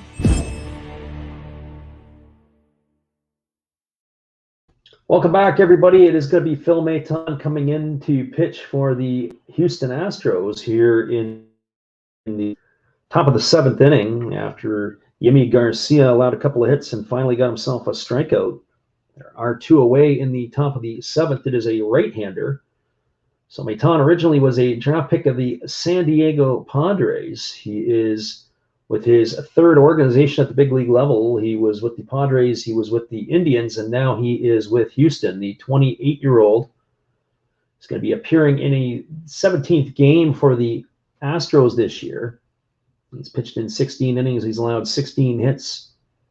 He's given up 9 runs, 8 of which have been earned. He's walked 8 and struck out 17. He was appearing in 38 ball games for the Indians this year. And his numbers are very eerily similar. He's got a 4.55 ERA on the season, and pretty much that's what he's been doing with both Houston and Cleveland. Not much variance in those numbers. He is 4-0 on the year, though. So here we go. Phil Maton ready to go to work. He kicks and he delivers. The first pitch is a breaking ball delivered to Kalenic. This ball is driven into deep left center field. This ball is going to get off the wall, and it's going to get down, and we're off to the races. It's taken a crazy hop. It's fielded by the right fielder, Kyle Tucker, who's had to come all the way to center field to have to get that ball as the got away from the left fielder and the center fielder. And Jared Kalenic has got himself a 2 RBI double here in the 7th inning. So a 2 RBI double for Jared Kalenic, and the Mariners have knotted this game up at 4. So look out, everybody. This game is not done yet. The Houston bullpen is letting it slip away. That's going to bring up the catcher, Tom Murphy. So after the first inning, they really haven't had a lot of clutch hits. Steve Rademacher in the house says, Hollis, be sure to check him out. Thanks for stopping in, Steve Rademacher. We saw a couple of your information videos a little bit earlier. So here is Tom Murphy. As Murphy comes to the plate, he is 0 for 2 today. But we're going to get a pinch hitter. It's going to be Jake Bauers. Bauers is hitting .225 with 3 homers and 18 runs batted in. So he's going to hit for the catcher Murphy. And the first pitch from Maton is a breaking ball for a called strike. And the count is 0-1 to Bauers.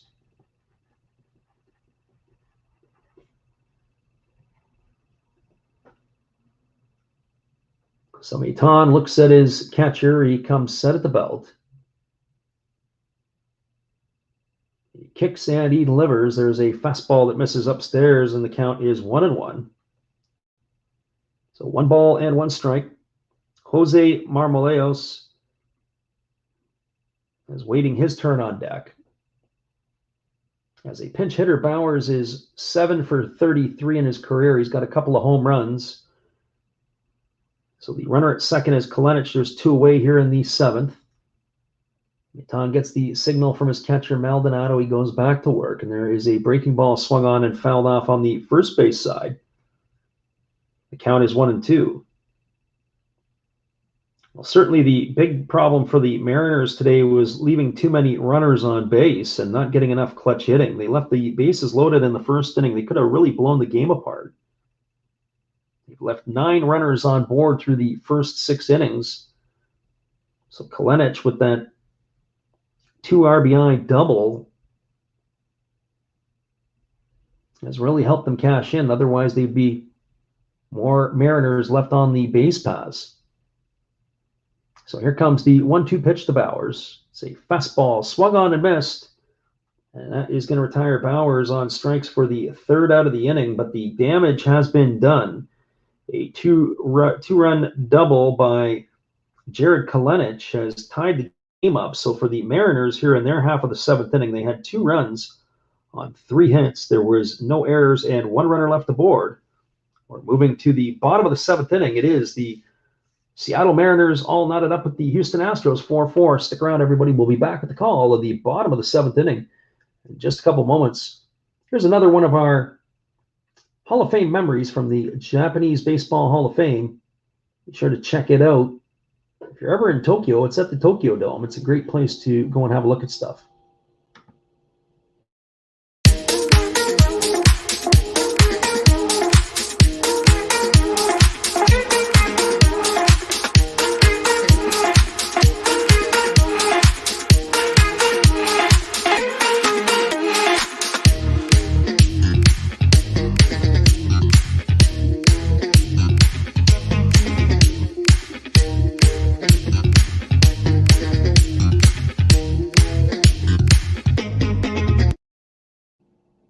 Welcome back, everybody. It is 4-4. We are moving to the bottom of the 7th inning. We're going to take a mini break here to get some water, and we'll be back for the call at the bottom of the 7th inning in just a moment.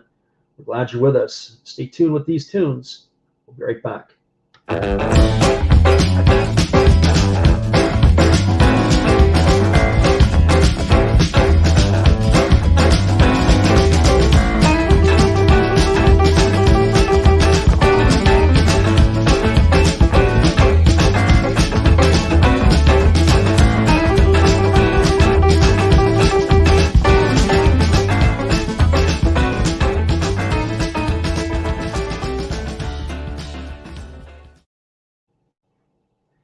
Welcome back, everybody. We are moving to the bottom of the seventh inning, and it's going to be the 2, 3, and 4 hitters in the Houston Astros batting order coming up to face the Mariners in their half of the seventh. It'll be Michael Brantley, Yuli Gurriel, and Yordan Alvarez. So for the Mariners, getting the 2 runs back in the last inning has knotted it all up. There is going to be a pitching change for the Mariners. We have got the stuff for it. It's going to be Anthony Misevich. And I hope I've said the last name correctly. He is going to be coming on to replace Joe Smith. So, and there is a new catcher. It is going to be Cal Raleigh. Cal Raleigh is going to come in to replace Tom Murphy, who was pinch hit for by Jake Bowers. So we'll get you all those particulars in just a bit.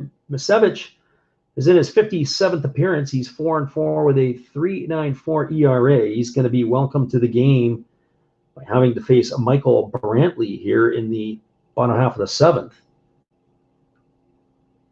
And so here comes the first pitch. It is a fastball taken at the knees for a called strike, and the count is 0-1. So no balls and 1 strike.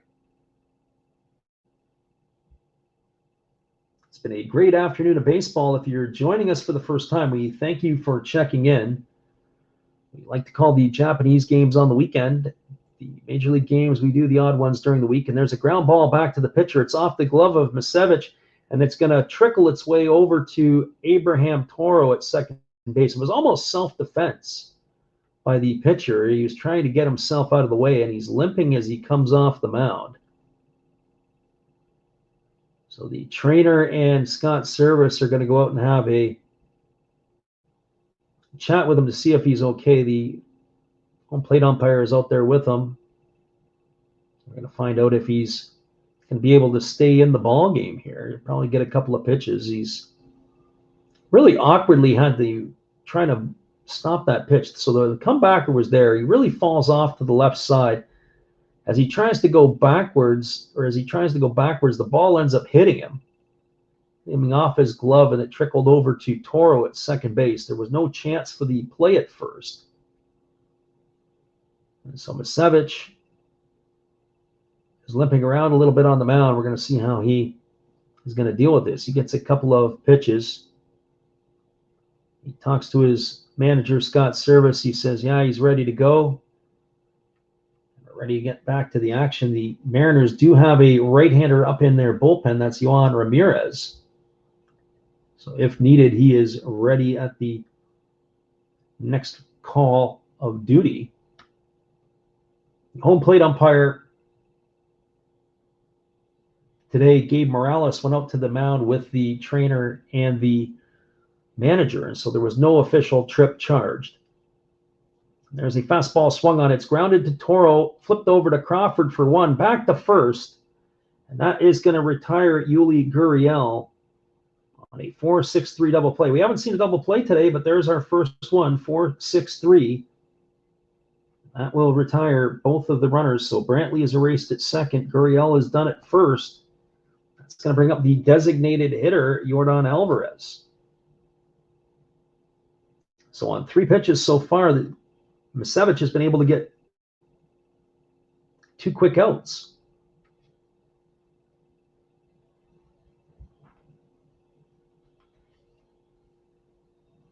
And you can see Misevich as he's running to first base. He was kind of hopping a little bit. He was hobbling. I don't know what's going on. He's still going to stay in the game.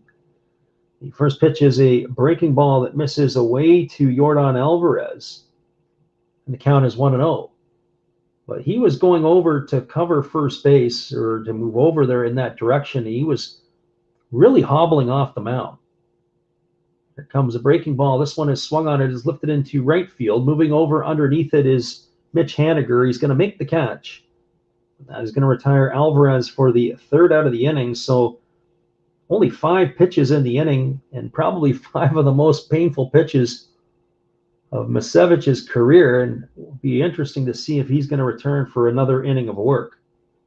So for the Astros in their half of the 7th inning, they had no runs. There was 1 hit, no errors, and nobody left the board. We are now through 7 complete in Houston. It is the Houston Astros and the Seattle Mariners all tied up at 4. Stick around, everybody. We'll be back in just a few minutes. Call at the top of the 8th inning. Are you into digital cards?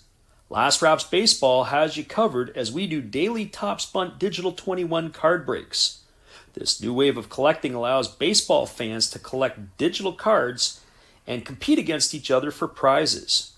Check out our daily breaks and send us a trade to Last Wraps. Be sure to tell your friends. Thanks for checking us out, everybody. Whether you're here on YouTube or listening in on Twitch, we'll be back with the call of the 8th inning in just a couple moments. Tune in after these tunes.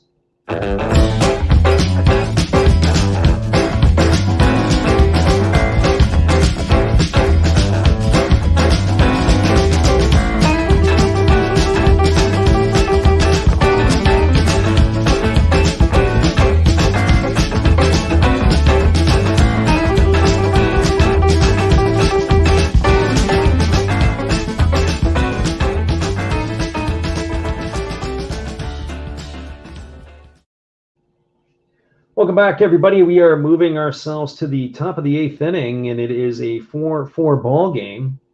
And the Seattle Mariners are coming to bat. It's going to be the 9-1-2 hitters in the batting order scheduled to hit. And that will be Jose Marmoleos, J.P. Crawford, and Mitch Haniger. The Houston Astros have had a bit of a pitching parade here. And it'll be a former Mariner who is coming in to face his team, and that'll be Kendall Graveman. Graveman, of course, was involved in a trade that went the other way. Graveman's having a great season in 45 games. He's 5-1 with a 1.69 ERA between Houston and Seattle this year. He has 48 innings under his belt, with 52 strikeouts, 13 walks, and 26 hits allowed. So Graveman is getting ready to face his former team. And so we're ready to resume the action. So here comes Marmoleos to the plate. He hits from the left side. So we got righty against the lefty. Graveman working from the set with nobody on. And he's waiting as we're waiting here for the catcher and the pitcher to get on the same page. Marmoleos decides he's going to step out of the batter's box and reset, and we're going to go again. So here comes the first pitch from Graveman. It's a breaking ball taken for a called strike, and the count is 0-1. So no balls and 1 strike. Marmoleos today is 1 for 3. He doubled in the 4th. He flew out to center and popped to first his other times up. As a fastball swung on and missed, and the count now quickly goes to 0-2. So no balls and 2 strikes. They're playing Marmoleos to pull the ball. They've got Altuve in shallow right. There's a fastball that misses upstairs, and the count is 1-2. They really like to move Marwin Gonzalez into the sort of the shortstop position. He's not quite in at the depth. They've got Carlos Correa to the right of second base, and there is a breaking ball taken for a called third strike. And Marmoleos has gone down looking for the first out of the inning. So 1 up and 1 away, and that's going to bring up the top of the order, J.P. Crawford. For Crawford today, he is 0 for 3. He walked in the 4th inning, and he's been retired in a variety of other ways. He's flown to right, he's flown to left, and he has struck out. He'll be facing Graveman for the first time. Graveman holds at the chest. He kicks and delivers. There's a fastball swung on. This is grounded up the middle. It's going to get into center field for a base hit. They had Crawford in the shift. Correa was to the right of second base. Had Crawford been in the normal or traditional shortstop position, he might have had a chance to make that play. But instead, Crawford has himself a base hit single. That is going to bring up the right fielder, Mitch Haniger. For Haniger today, he is officially 1 for 4. He singled and scored a run back in the 1st inning. He struck out twice, and he's grounded to third his other times up. So here comes the first pitch to Haniger. And instead, they fire over to first base, and getting back in time is the base runner Crawford. So Crawford, the runner at first, Haniger, the hitter here in the top of the 8th inning. There's the pitch from Graveman. It's a fastball taken at the knees for a called strike. And the count is 0-1. Kendall Graveman is the 6th pitcher used today by the Houston Astros. They started with Jose Urquidy. Here's the pitch. It is a fastball swung on. It is lifted into shallow right field. Coming hard on it is the right fielder Tucker. He's going to make the play on one bounce. They fire into second base, and that is going to retire the base runner Crawford. It was a tough play. Crawford had to go halfway. He wasn't sure if Tucker was going to be able to make the catch. Tucker did a pretty good job of decoying the runner. He was looking like he was going to make the catch, and it had to freeze Crawford.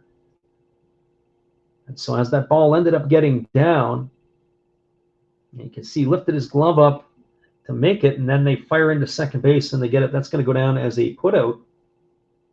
9-6 for the second out if you're keeping score at home. And Haniger is going to get on a fielder's choice. So it wasn't bad base running by Crawford. He did go halfway. He had to read it, and then when he ran it down, he took off to second base.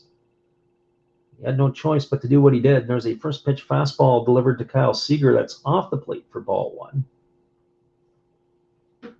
So 1-0 to Seager. Seager today has been on base 3 times. He's officially 1 for 2. He's scored a run and he's walked twice. Right-hander against the left-hander. Graveman deals, and it's a breaking ball down low, and the count is 2-0 to Seager. The runner at first is Haniger. There is 2 away here in the Mariner 8th inning.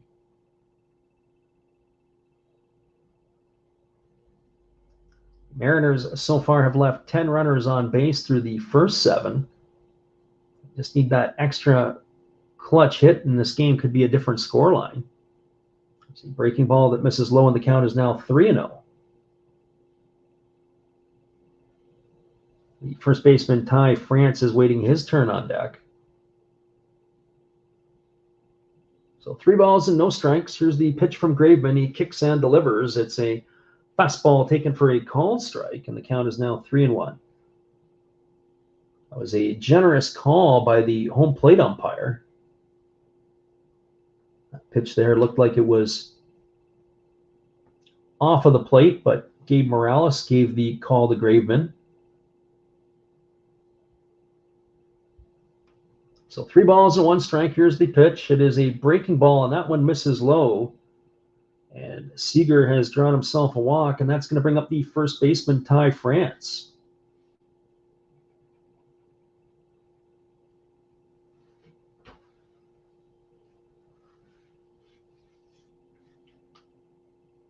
So Graveman is the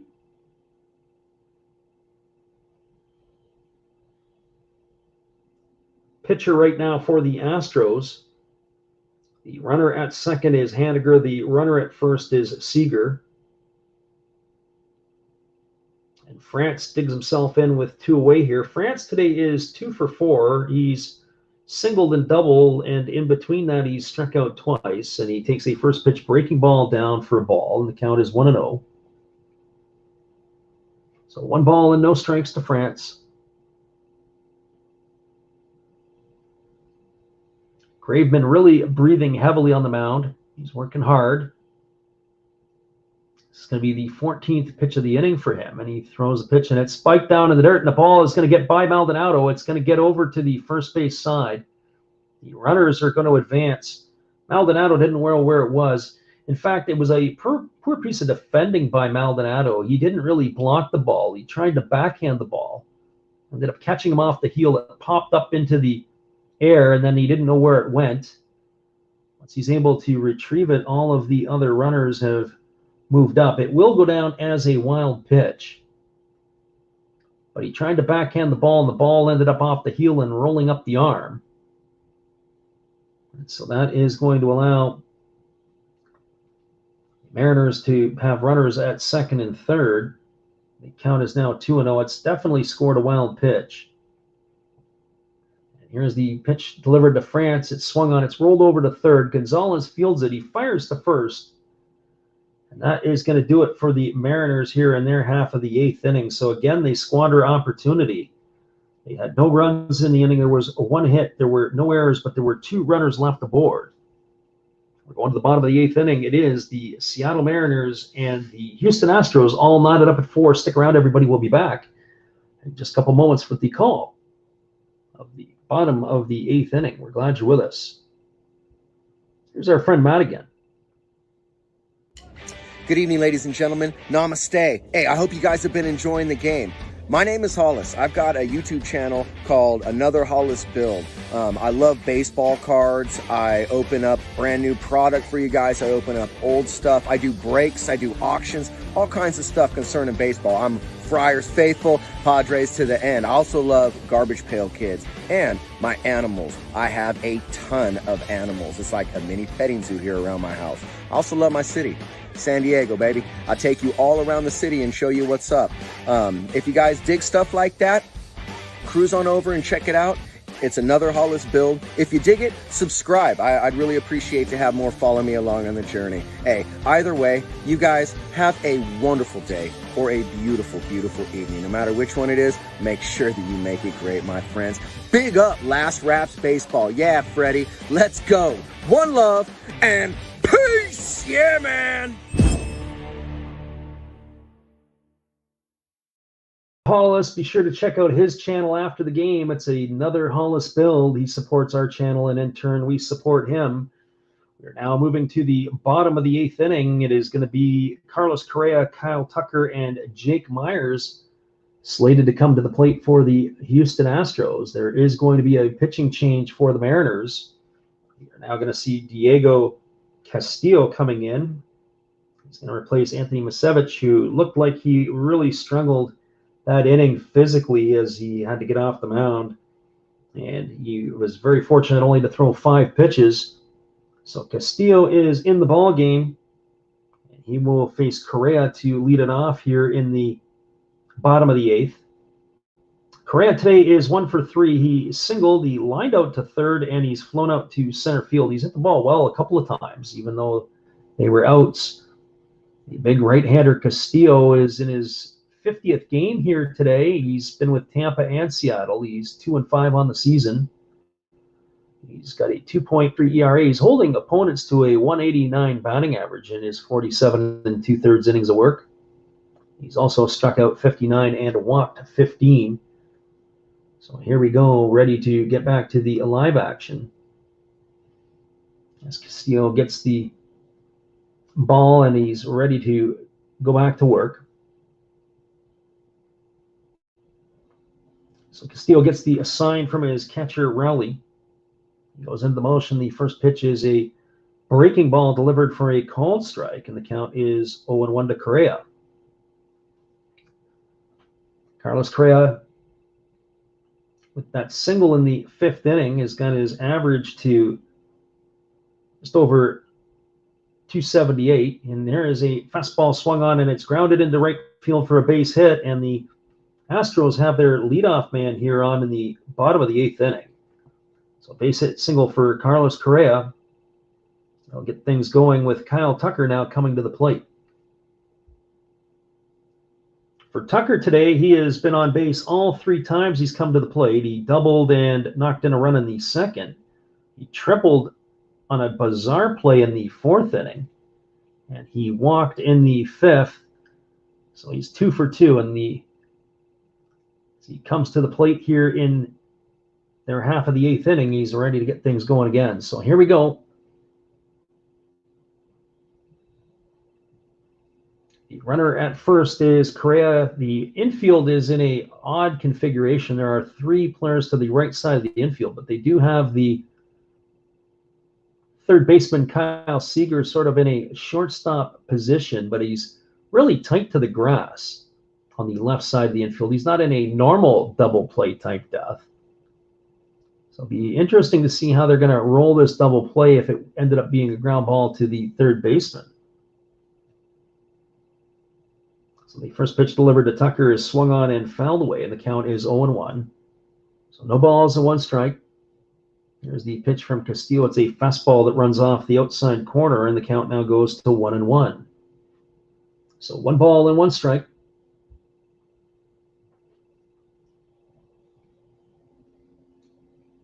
This here would be a perfect opportunity for a bunt down the third baseline.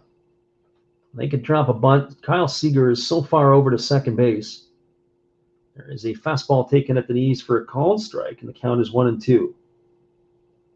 I've said that a number of times. I do not understand why major league teams do not bunt with the shift on.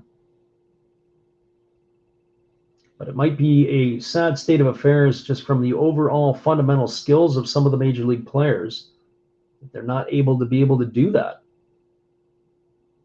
Tucker could probably crawl to first base, and here comes the 1-2 to Tucker, and he swings and misses, and that is going to retire Tucker on strikes for the first out of the inning.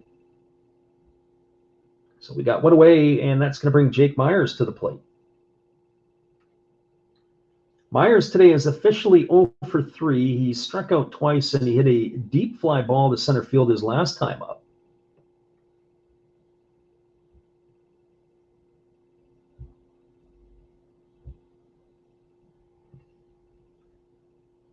So Castillo ready to go back to work here. Meyers comes up to the plate. He gets himself dug in. Meyers' averages slipped to 305 on the season. He does have some juice. He's got 4 homers to go along with 21 runs batted in. There's the pitch from Castillo. It's a breaking ball that misses low, and the count is 1-0. So 1 ball and no strikes.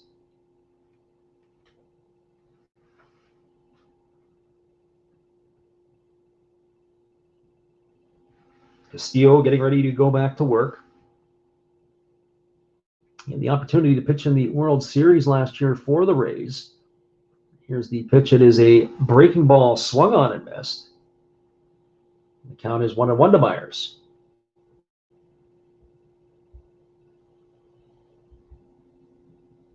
So 1 ball and 1 strike. Castillo gets the sign from his catcher. He's ready to go back to work. Kicks and he delivers, and there is a breaking ball that misses down and away. And the count is now 2-1.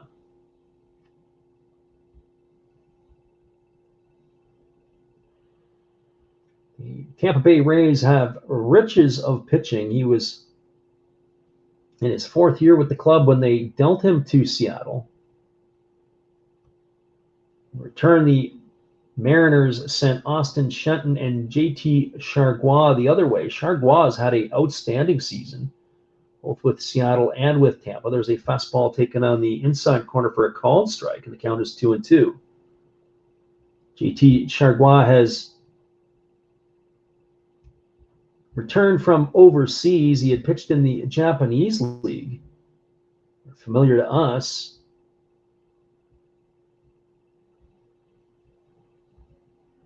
So here comes the pitch. It is a breaking ball, and the home plate umpire says that Meyers has went. He is going to be retired for the second out. That is going to leave it up to Marwin Gonzalez. In 2020, that JP Chargois, he had pitched for the Tohoku Rakuten Golden Eagles over in the Nippon Professional League. He was able to bounce back and get himself a contract with Seattle this year, and now he's with Tampa, and he's been absolutely electric. So Marwin Gonzalez now steps to the plate in his return, his first start since being reacquired by the Astros. He is 1 for 3. And here comes the first pitch. It is a breaking ball, waved at and missed, and the count is 0-1. So no balls and 1 strike.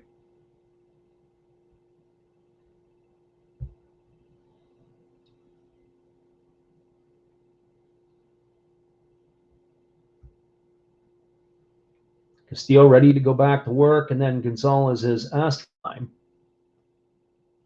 So the runner at first base is Correa. Gonzalez has an 0-1 count on him here.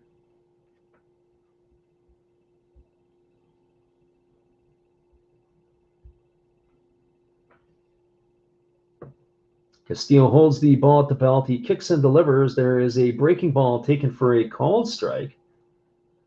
Marwin Gonzalez, by his body language, was not happy with that call. So no balls and 2 strikes.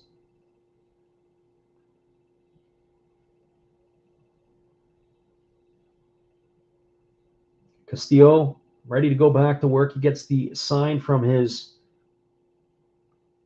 catcher, Raleigh.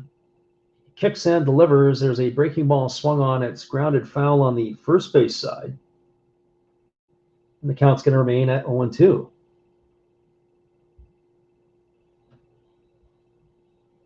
So no balls and 2 strikes to Castillo.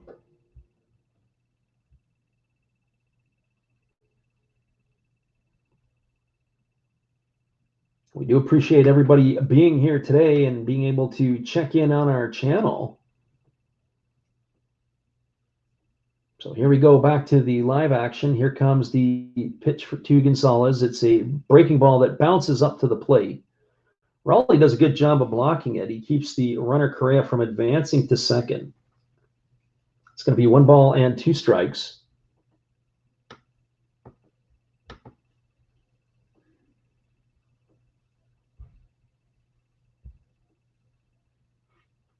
So 1 ball and 2 strikes.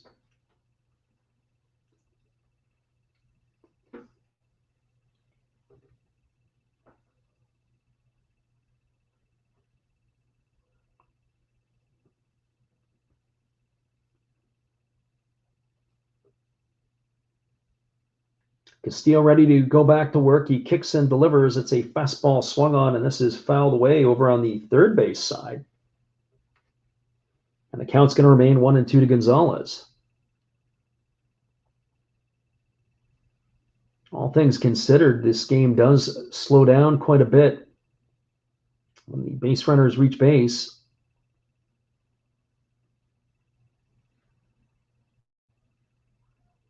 So here we go back to work again. Gonzalez digs himself in.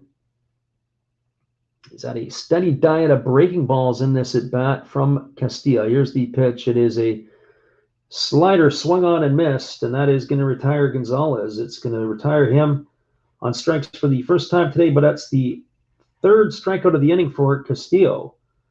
So the Astros in their half of the 8th inning, no runs, 1 hit, no errors, and 1 runner left aboard. We are through 8. It is the Seattle Mariners 4, the Houston Astros 4. Stick around, everybody. We'll be back in just a couple moments at the top of the 9th inning. We're glad you're with us.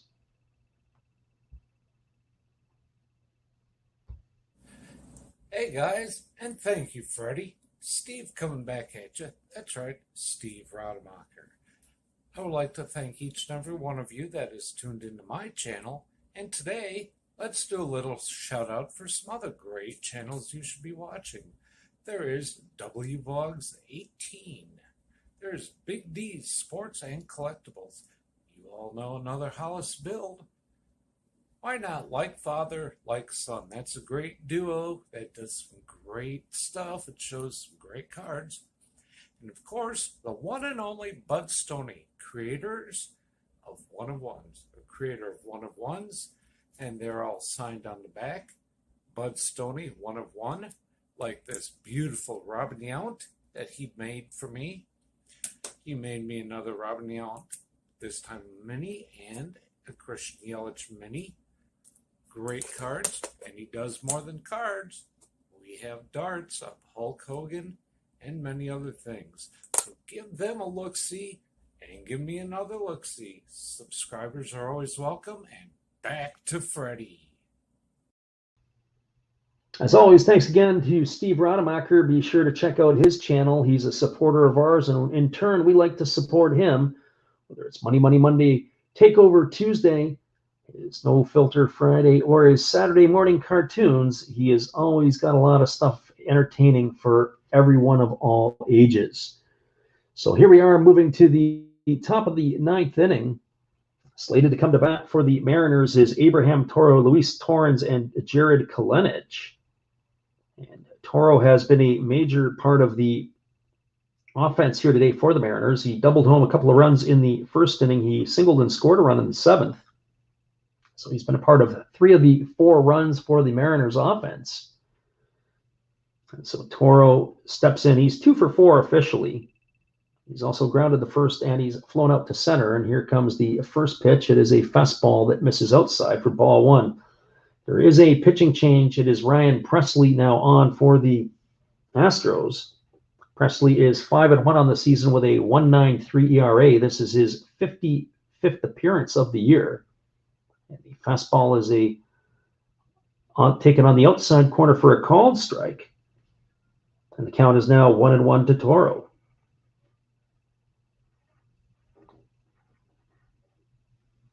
This is the 7th pitcher of the ball game used by the Astros. They've had to go deep into their bullpen today. There's a fastball swung on. This is lifted foul. It's going to reach the seats on the third base side. And the count is 1 ball and 2 strikes.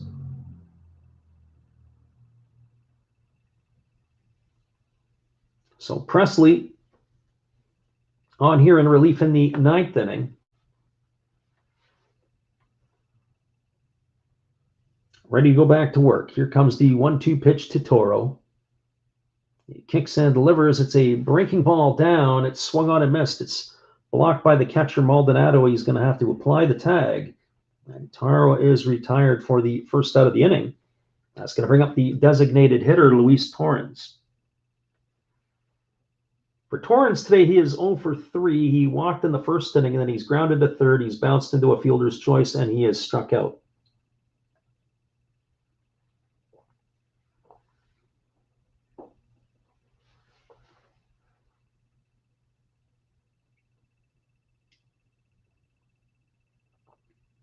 Presley looks in at the catcher Maldonado. He gets ready to go back to work. He comes set at the belt. Then he raises his hands up to his chest. He kicks and delivers. There's a breaking ball swung on and missed. And the count is 0-1.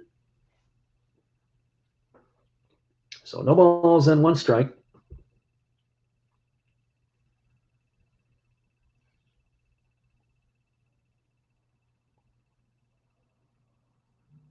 And here comes the pitch from Presley. It is a fastball swung on. This ball is lifted into right center field. It's going to get down in front of Jake Myers.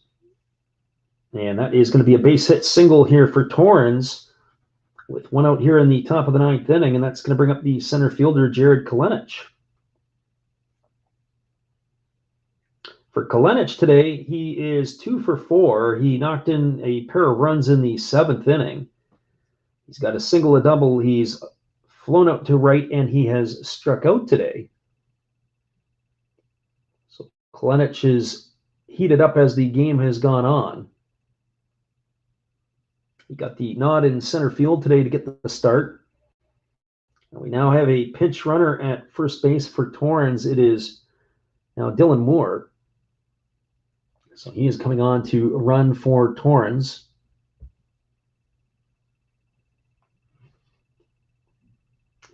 So Presley holds at the chest, and he fires over, and getting back in time is the pinch runner, Moore.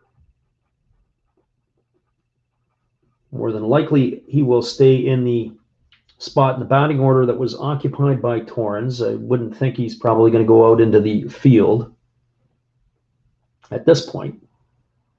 So Presley steps off the rubber, and he's ready to go back to work again.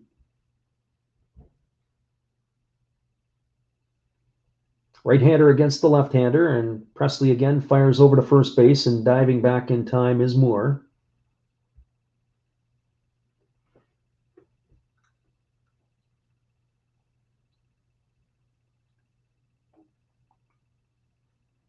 As they pan to the dugout, Dusty Baker has got his mask on the dugout, and he's got a tie-dye variety mask. I'm not sure how that ties in with the Houston logo. And there's a fastball that misses low, and the count is now 1 ball and no strikes to Kalenic.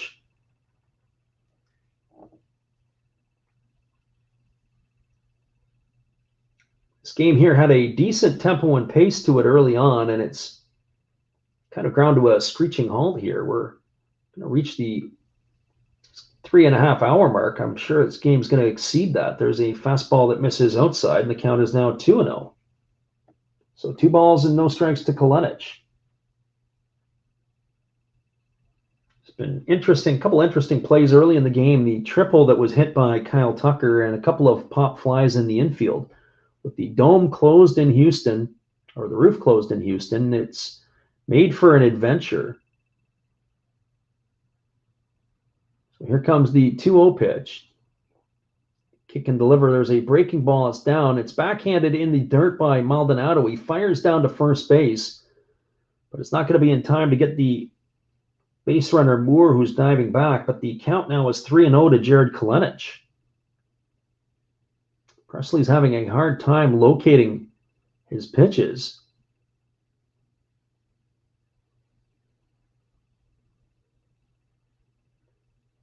So 3 balls and no strikes. Presley comes set at the chest. He kicks and he delivers. There is a fastball that misses upstairs, and Kalenic has drawn himself a walk. And the Mariners have something brewing here in the top of the 9th inning. They've got runners at first and second. There's one away, and that's going to bring up the catcher, Cal Raleigh.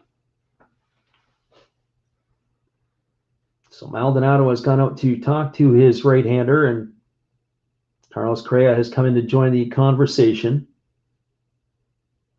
So for Raleigh on the season, he's batting 157. He's got a homer and 11 RBIs. He came into the game when Jake Bauers pinched hit for Tom Murphy back in the 7th inning. So Raleigh is getting his opportunity here as he strides to the plate.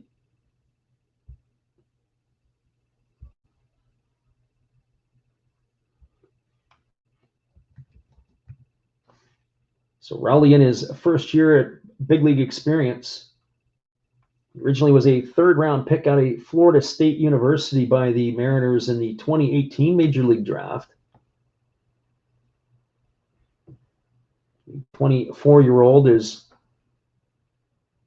getting his first taste of Major League action. They are playing him to pull. They've got 3 fielders to the right side of the infield, and there's a breaking ball that he swings that down, and the count is 0-1. He wasn't even close to that.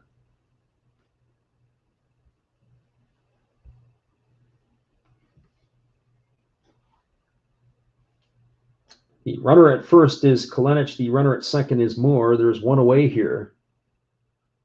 The Mariners are threatening in the top half of the 9th inning.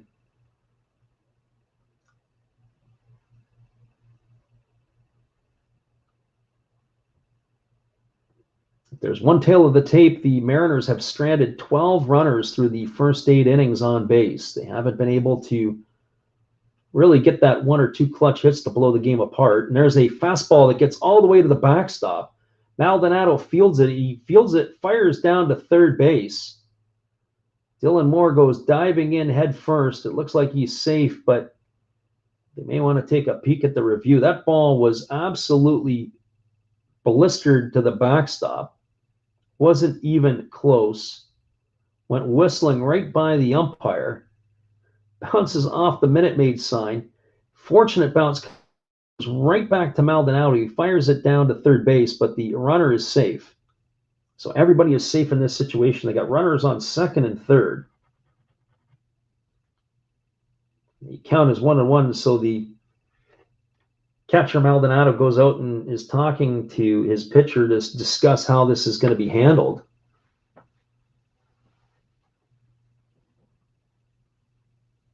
So they're going to have to bring the infield in. They can't, with 1 out, allow this run to score. Be interesting to see how they've positioned the defense. They've got everybody on the grass. 3 on the right side on the grass, and the third baseman is in tight. And there's a breaking ball swung on, and it's fouled off behind home plate. The count is 1-2. With the runner Dylan Moore at third base, I'd be curious to see if he is going to go on contact. Last night we were covering the Angels and the Padres, and when David Fletcher was on third late in the game, you could tell he was itching to run on contact. So we don't know if that's the case here or not. So here we go. Here comes the 1-2 pitch again to Raleigh. Presley kicks and delivers. There's a breaking ball. This time it was a good block by Maldonado. He keeps the ball in front of him toward home plate. The count is 2-2. So 2 balls and 2 strikes.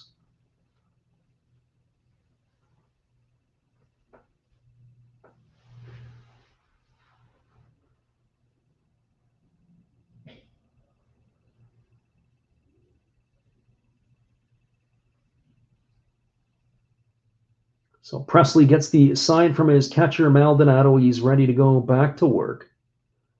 He kicks and he delivers. There's a fastball taken for a called third strike at the knees. And Raleigh has gone down looking for the second out of the inning. That's going to leave it all up to Jose Marmoleos. So Marmoleo is coming to the plate with 2 on and 2 out.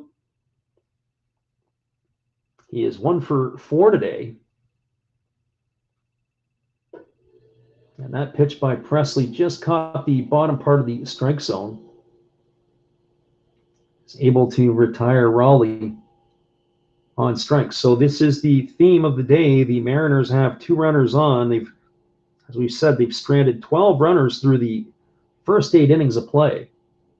Just need that one clutch hit to take advantage. And here's the first pitch from Presley. It's a breaking ball down, and the count is 1-0.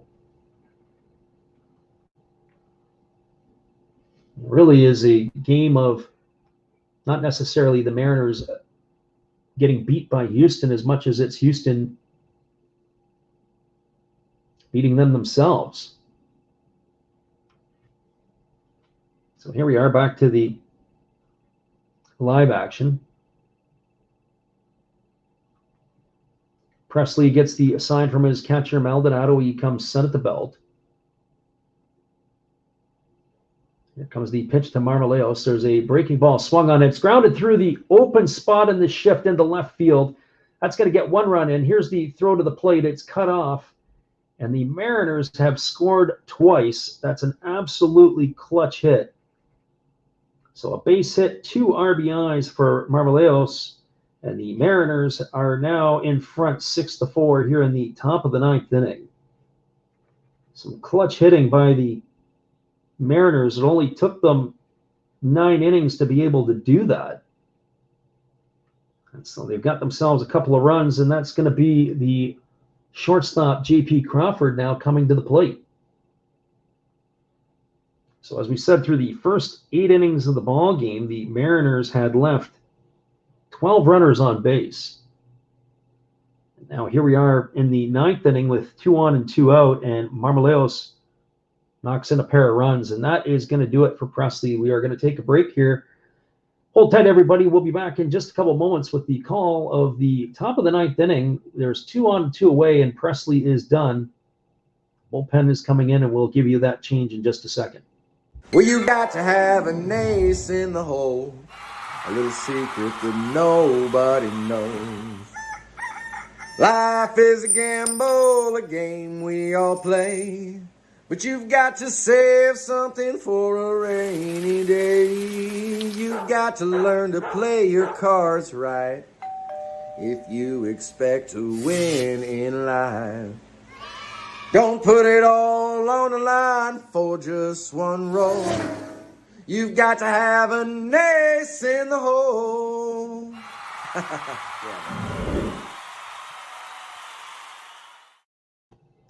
That's Matt Hollis, a friend of our channel, and we are a friend of his. Be sure to check out his channel, Another Hollis Build, when you get an opportunity after the ball game is complete. It is 6-4 for the Mariners. There is a runner aboard and 2 away. We'll be back in just a couple moments with the call of the top of the 9th inning.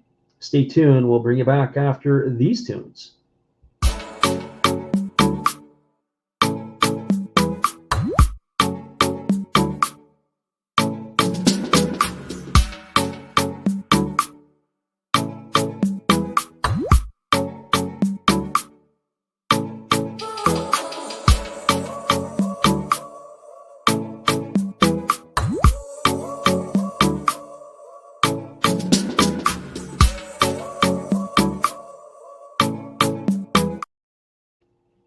Welcome back, everybody. We had a pitching change here in the top of the 9th inning, and it is now going to be Coming in to replace Ryan Presley, it is going to be Taylor, the pitcher now for the Houston Astros.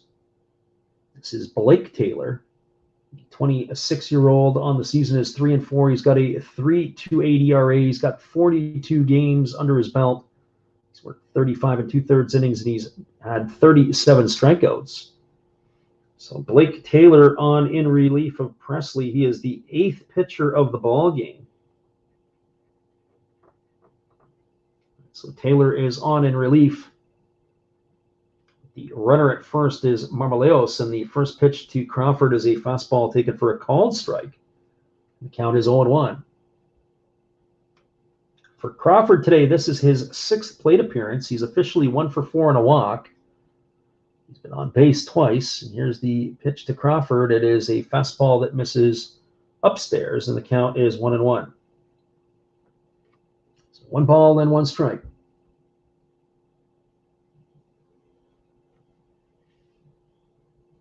Taylor gets the sign from his catcher Maldonado and holds set at the belt. He kicks and delivers. There is a breaking ball swung on, and it's fouled off into Maldonado when the count is 1-2. It looked like that there may have been a cross-up on that pitch, and Taylor is patting himself on the chest, indicating it was probably him who missed it. The Astros have 3 players to the right side of the infield. Third baseman Gonzalez has moved back to the shortstop spot. There's a traditional shortstop spot, a fastball that misses upstairs, and the count is 2-2. So 2 balls and 2 strikes.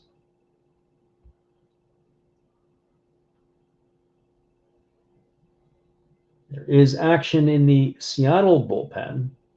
Have a right-hander up, getting ready to go to work, and there's a fastball swung on, and that is fouled away. The count remains at 2-2 to J.P. Crawford.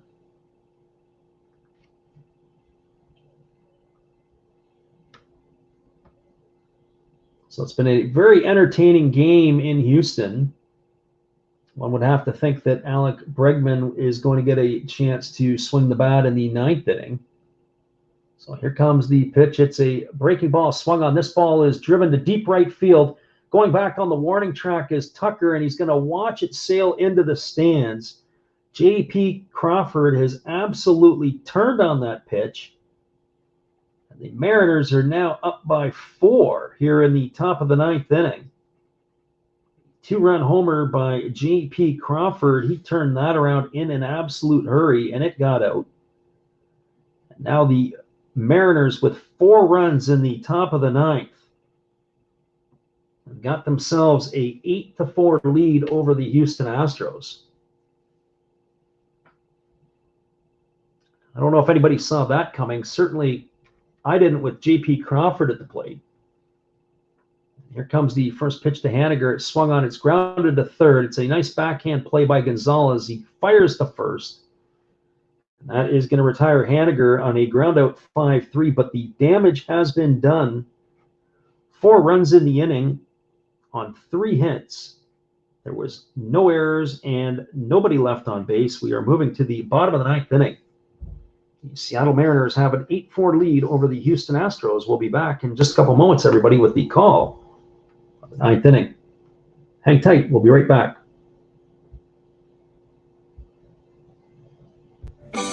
Good evening, sports fans. I hope you all have been enjoying the game. This is just another message from another Hollis build. I hope that your team is in the lead, but if not, remember, that's life. That's what all the people say. You're riding high in April, shot down in May. But you know I'm gonna change that tune.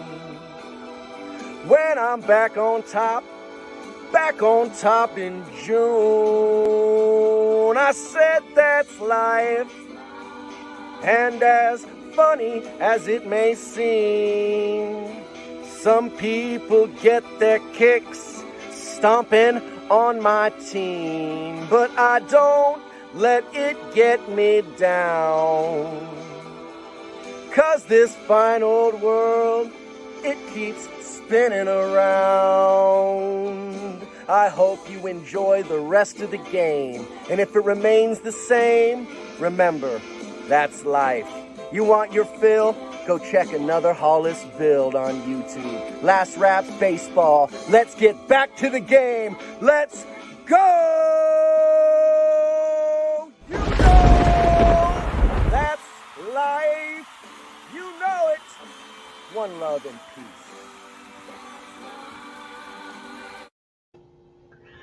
Thanks again, Matt. That's Matt Hollis, another Hollis build, and he is a supporter of our channel, and in turn, we support his. Go check out his channel after this game is done. We're moving to the bottom of the ninth inning. The Seattle Mariners have a 8-4 lead over the Houston Astros with the 4 runs in the top of the inning. They have got themselves ahead of the Astros right now, and we're ready to get this one back to work. And it looks like we are going to have an Alex Bregman sighting. He has grabbed the bat and he has moved out onto the on-deck circle. Scheduled to bat for the Astros, it is Martin Maldonado, Jose Altuve, and Michael Brantley. And that looks like the way that things are going, it is going to be Alex Bregman. The Mariners have made a pitching change. It's Paul Sewald now coming into the game. He is 9-3 on the season. He's got his 50th appearance today. He's got 8 saves and 12 opportunities. He's got a 2.70 ERA. So Sewald is in the game to try to close this out. This is the 6th pitcher today for the Mariners. And Bregman is stepping up, so it's not going to be an easy task here in the Astros part of the 9th inning. So Bregman to lead it off. He's batting .288 on the season with 8 homers and 40 RBIs. And here comes the first pitch to Bregman. It's a fastball taken for a called strike, and the count is 0-1. So no balls and 1 strike. Bregman getting the day off in the field as Marwin Gonzalez makes his first start for the Astros in a few years' time. Here's the pitch. It's a fastball swung on and missed, and the count is 0-2. So no balls and 2 strikes.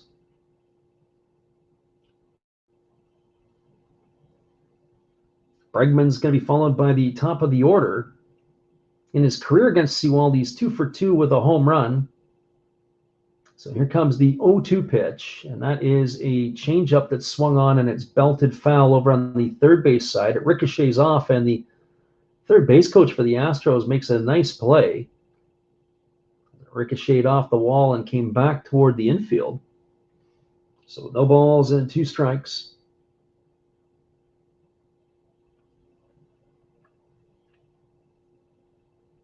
Here comes the 0-2 to Bregman. Sewald delivers. It's a breaking ball swung on and fouled away, and it's fouled back by the first base side of home plate, and the count is 0-2.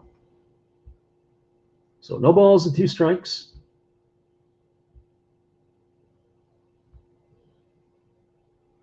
Bregman gets up to the plate, gets himself dug in.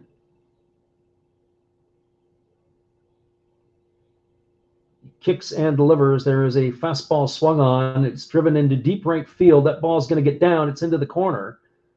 But is it going to be fair or foul? But based on mannerisms of Mitch Haniger, he's flipping it into the stands, and so that ball is just going to be a long foul ball for Bregman. We're going to get the replay of that one, and it does. There's probably about the last 40 to 45 feet. It gets very, very tight. There's only maybe about 3 feet of foul territory from the foul line to the wall. Fans are right up on the stands, or right up on the field there. That ball ends up falling foul by just a bit. The Mariners really are playing Bregman into a pull spot here, but that definitely was not a pulled ball. And there's a fastball swung on. This ball is lashed into left field, and that ball is going to leave the playing surface. It's a home run for Bregman. So 2 times in his career coming into this one, he's faced Sewald, and he's taken him deep once. Now he's taken him deep again. That's a solo shot here to begin the bottom of the ninth inning. So don't go away anytime, anybody, because this game is far from over yet. Bregman with a solo shot makes it 8-5. He absolutely turns on it. That was an 0-2 pitch. Way too good a pitch for an 0-2 pitch. He could have nibbled a little bit more, but he left it out over the plate, did Sewald. And that ball is smoked into the seats.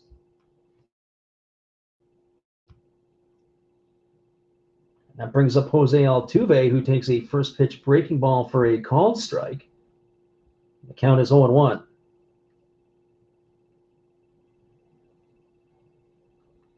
So Sewald, to his credit, all he's done is come out and thrown strikes. That pitch was way too good for Bregman at 0-2, and there's a fastball that misses upstairs, and the count is 1-1. That pitch looked pretty good. So 1 ball and 1 strike. But you know that old adage, you're not only going to have to beat the umpire, you're going to have to beat the umpire, the home team, everybody, including the parking lot attendants, if you're going to get the win here. It's a 3-run advantage for the Mariners in the bottom half of the ninth inning. So Sewald gets the sign from his catcher, Raleigh. He's set at the chest. He kicks and delivers. There's a fastball swung on. It's lifted into shallow center field. Moving over underneath it is Kalenic. He's going to make the grab, and that is going to retire Altuve for the first out of the inning. That's going to bring up Michael Brantley. So Brantley is 1 for 4 today. He singled his last time up. He's grounded to the first baseman. He's grounded to second, and he's flown out to right.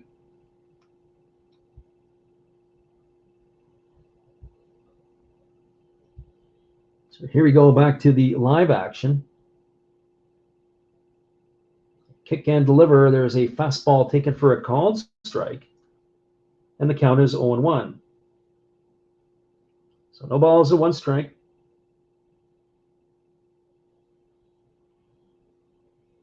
Yuli Gurriel is waiting his turn on deck.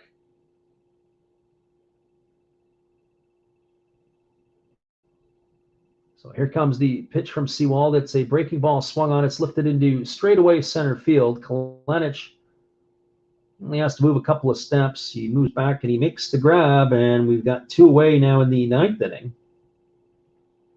That's going to leave it up to Yuli Gurriel. So the Astros are down to their final out.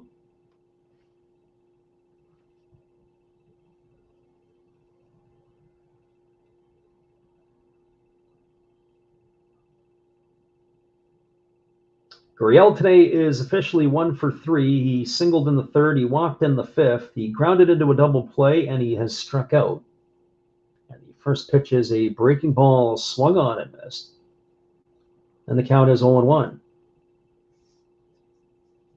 So as we're wrapping this one up here with 1 strike to Gurriel, we want to thank everybody for listening in to our call of the game today. There's a fastball swung on. It's popped up. It's behind home plate.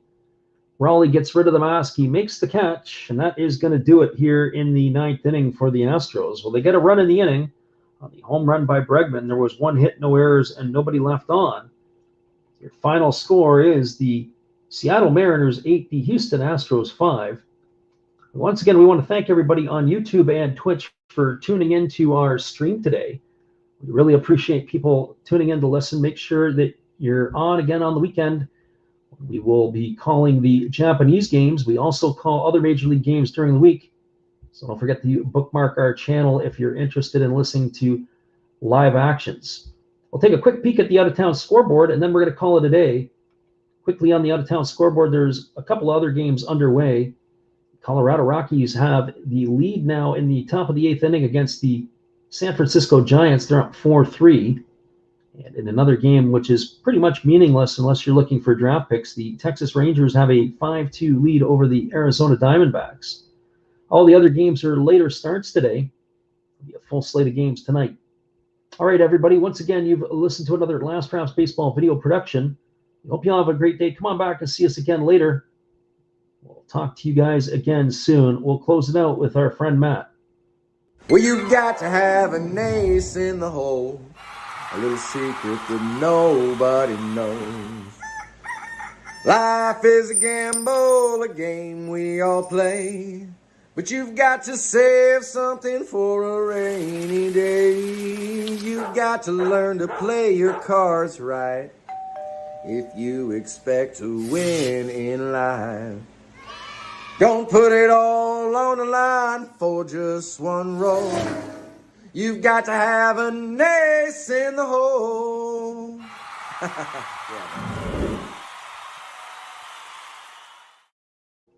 Thanks again, everybody, for coming into the stream. That was our friend Matt Hollis. We also had Steve Rademacher and his support of his channel today as well. Be sure to check out their channels. We'll catch you guys again later. Have a great day, everybody. It's been another Last Raps Baseball video production. We're signing off.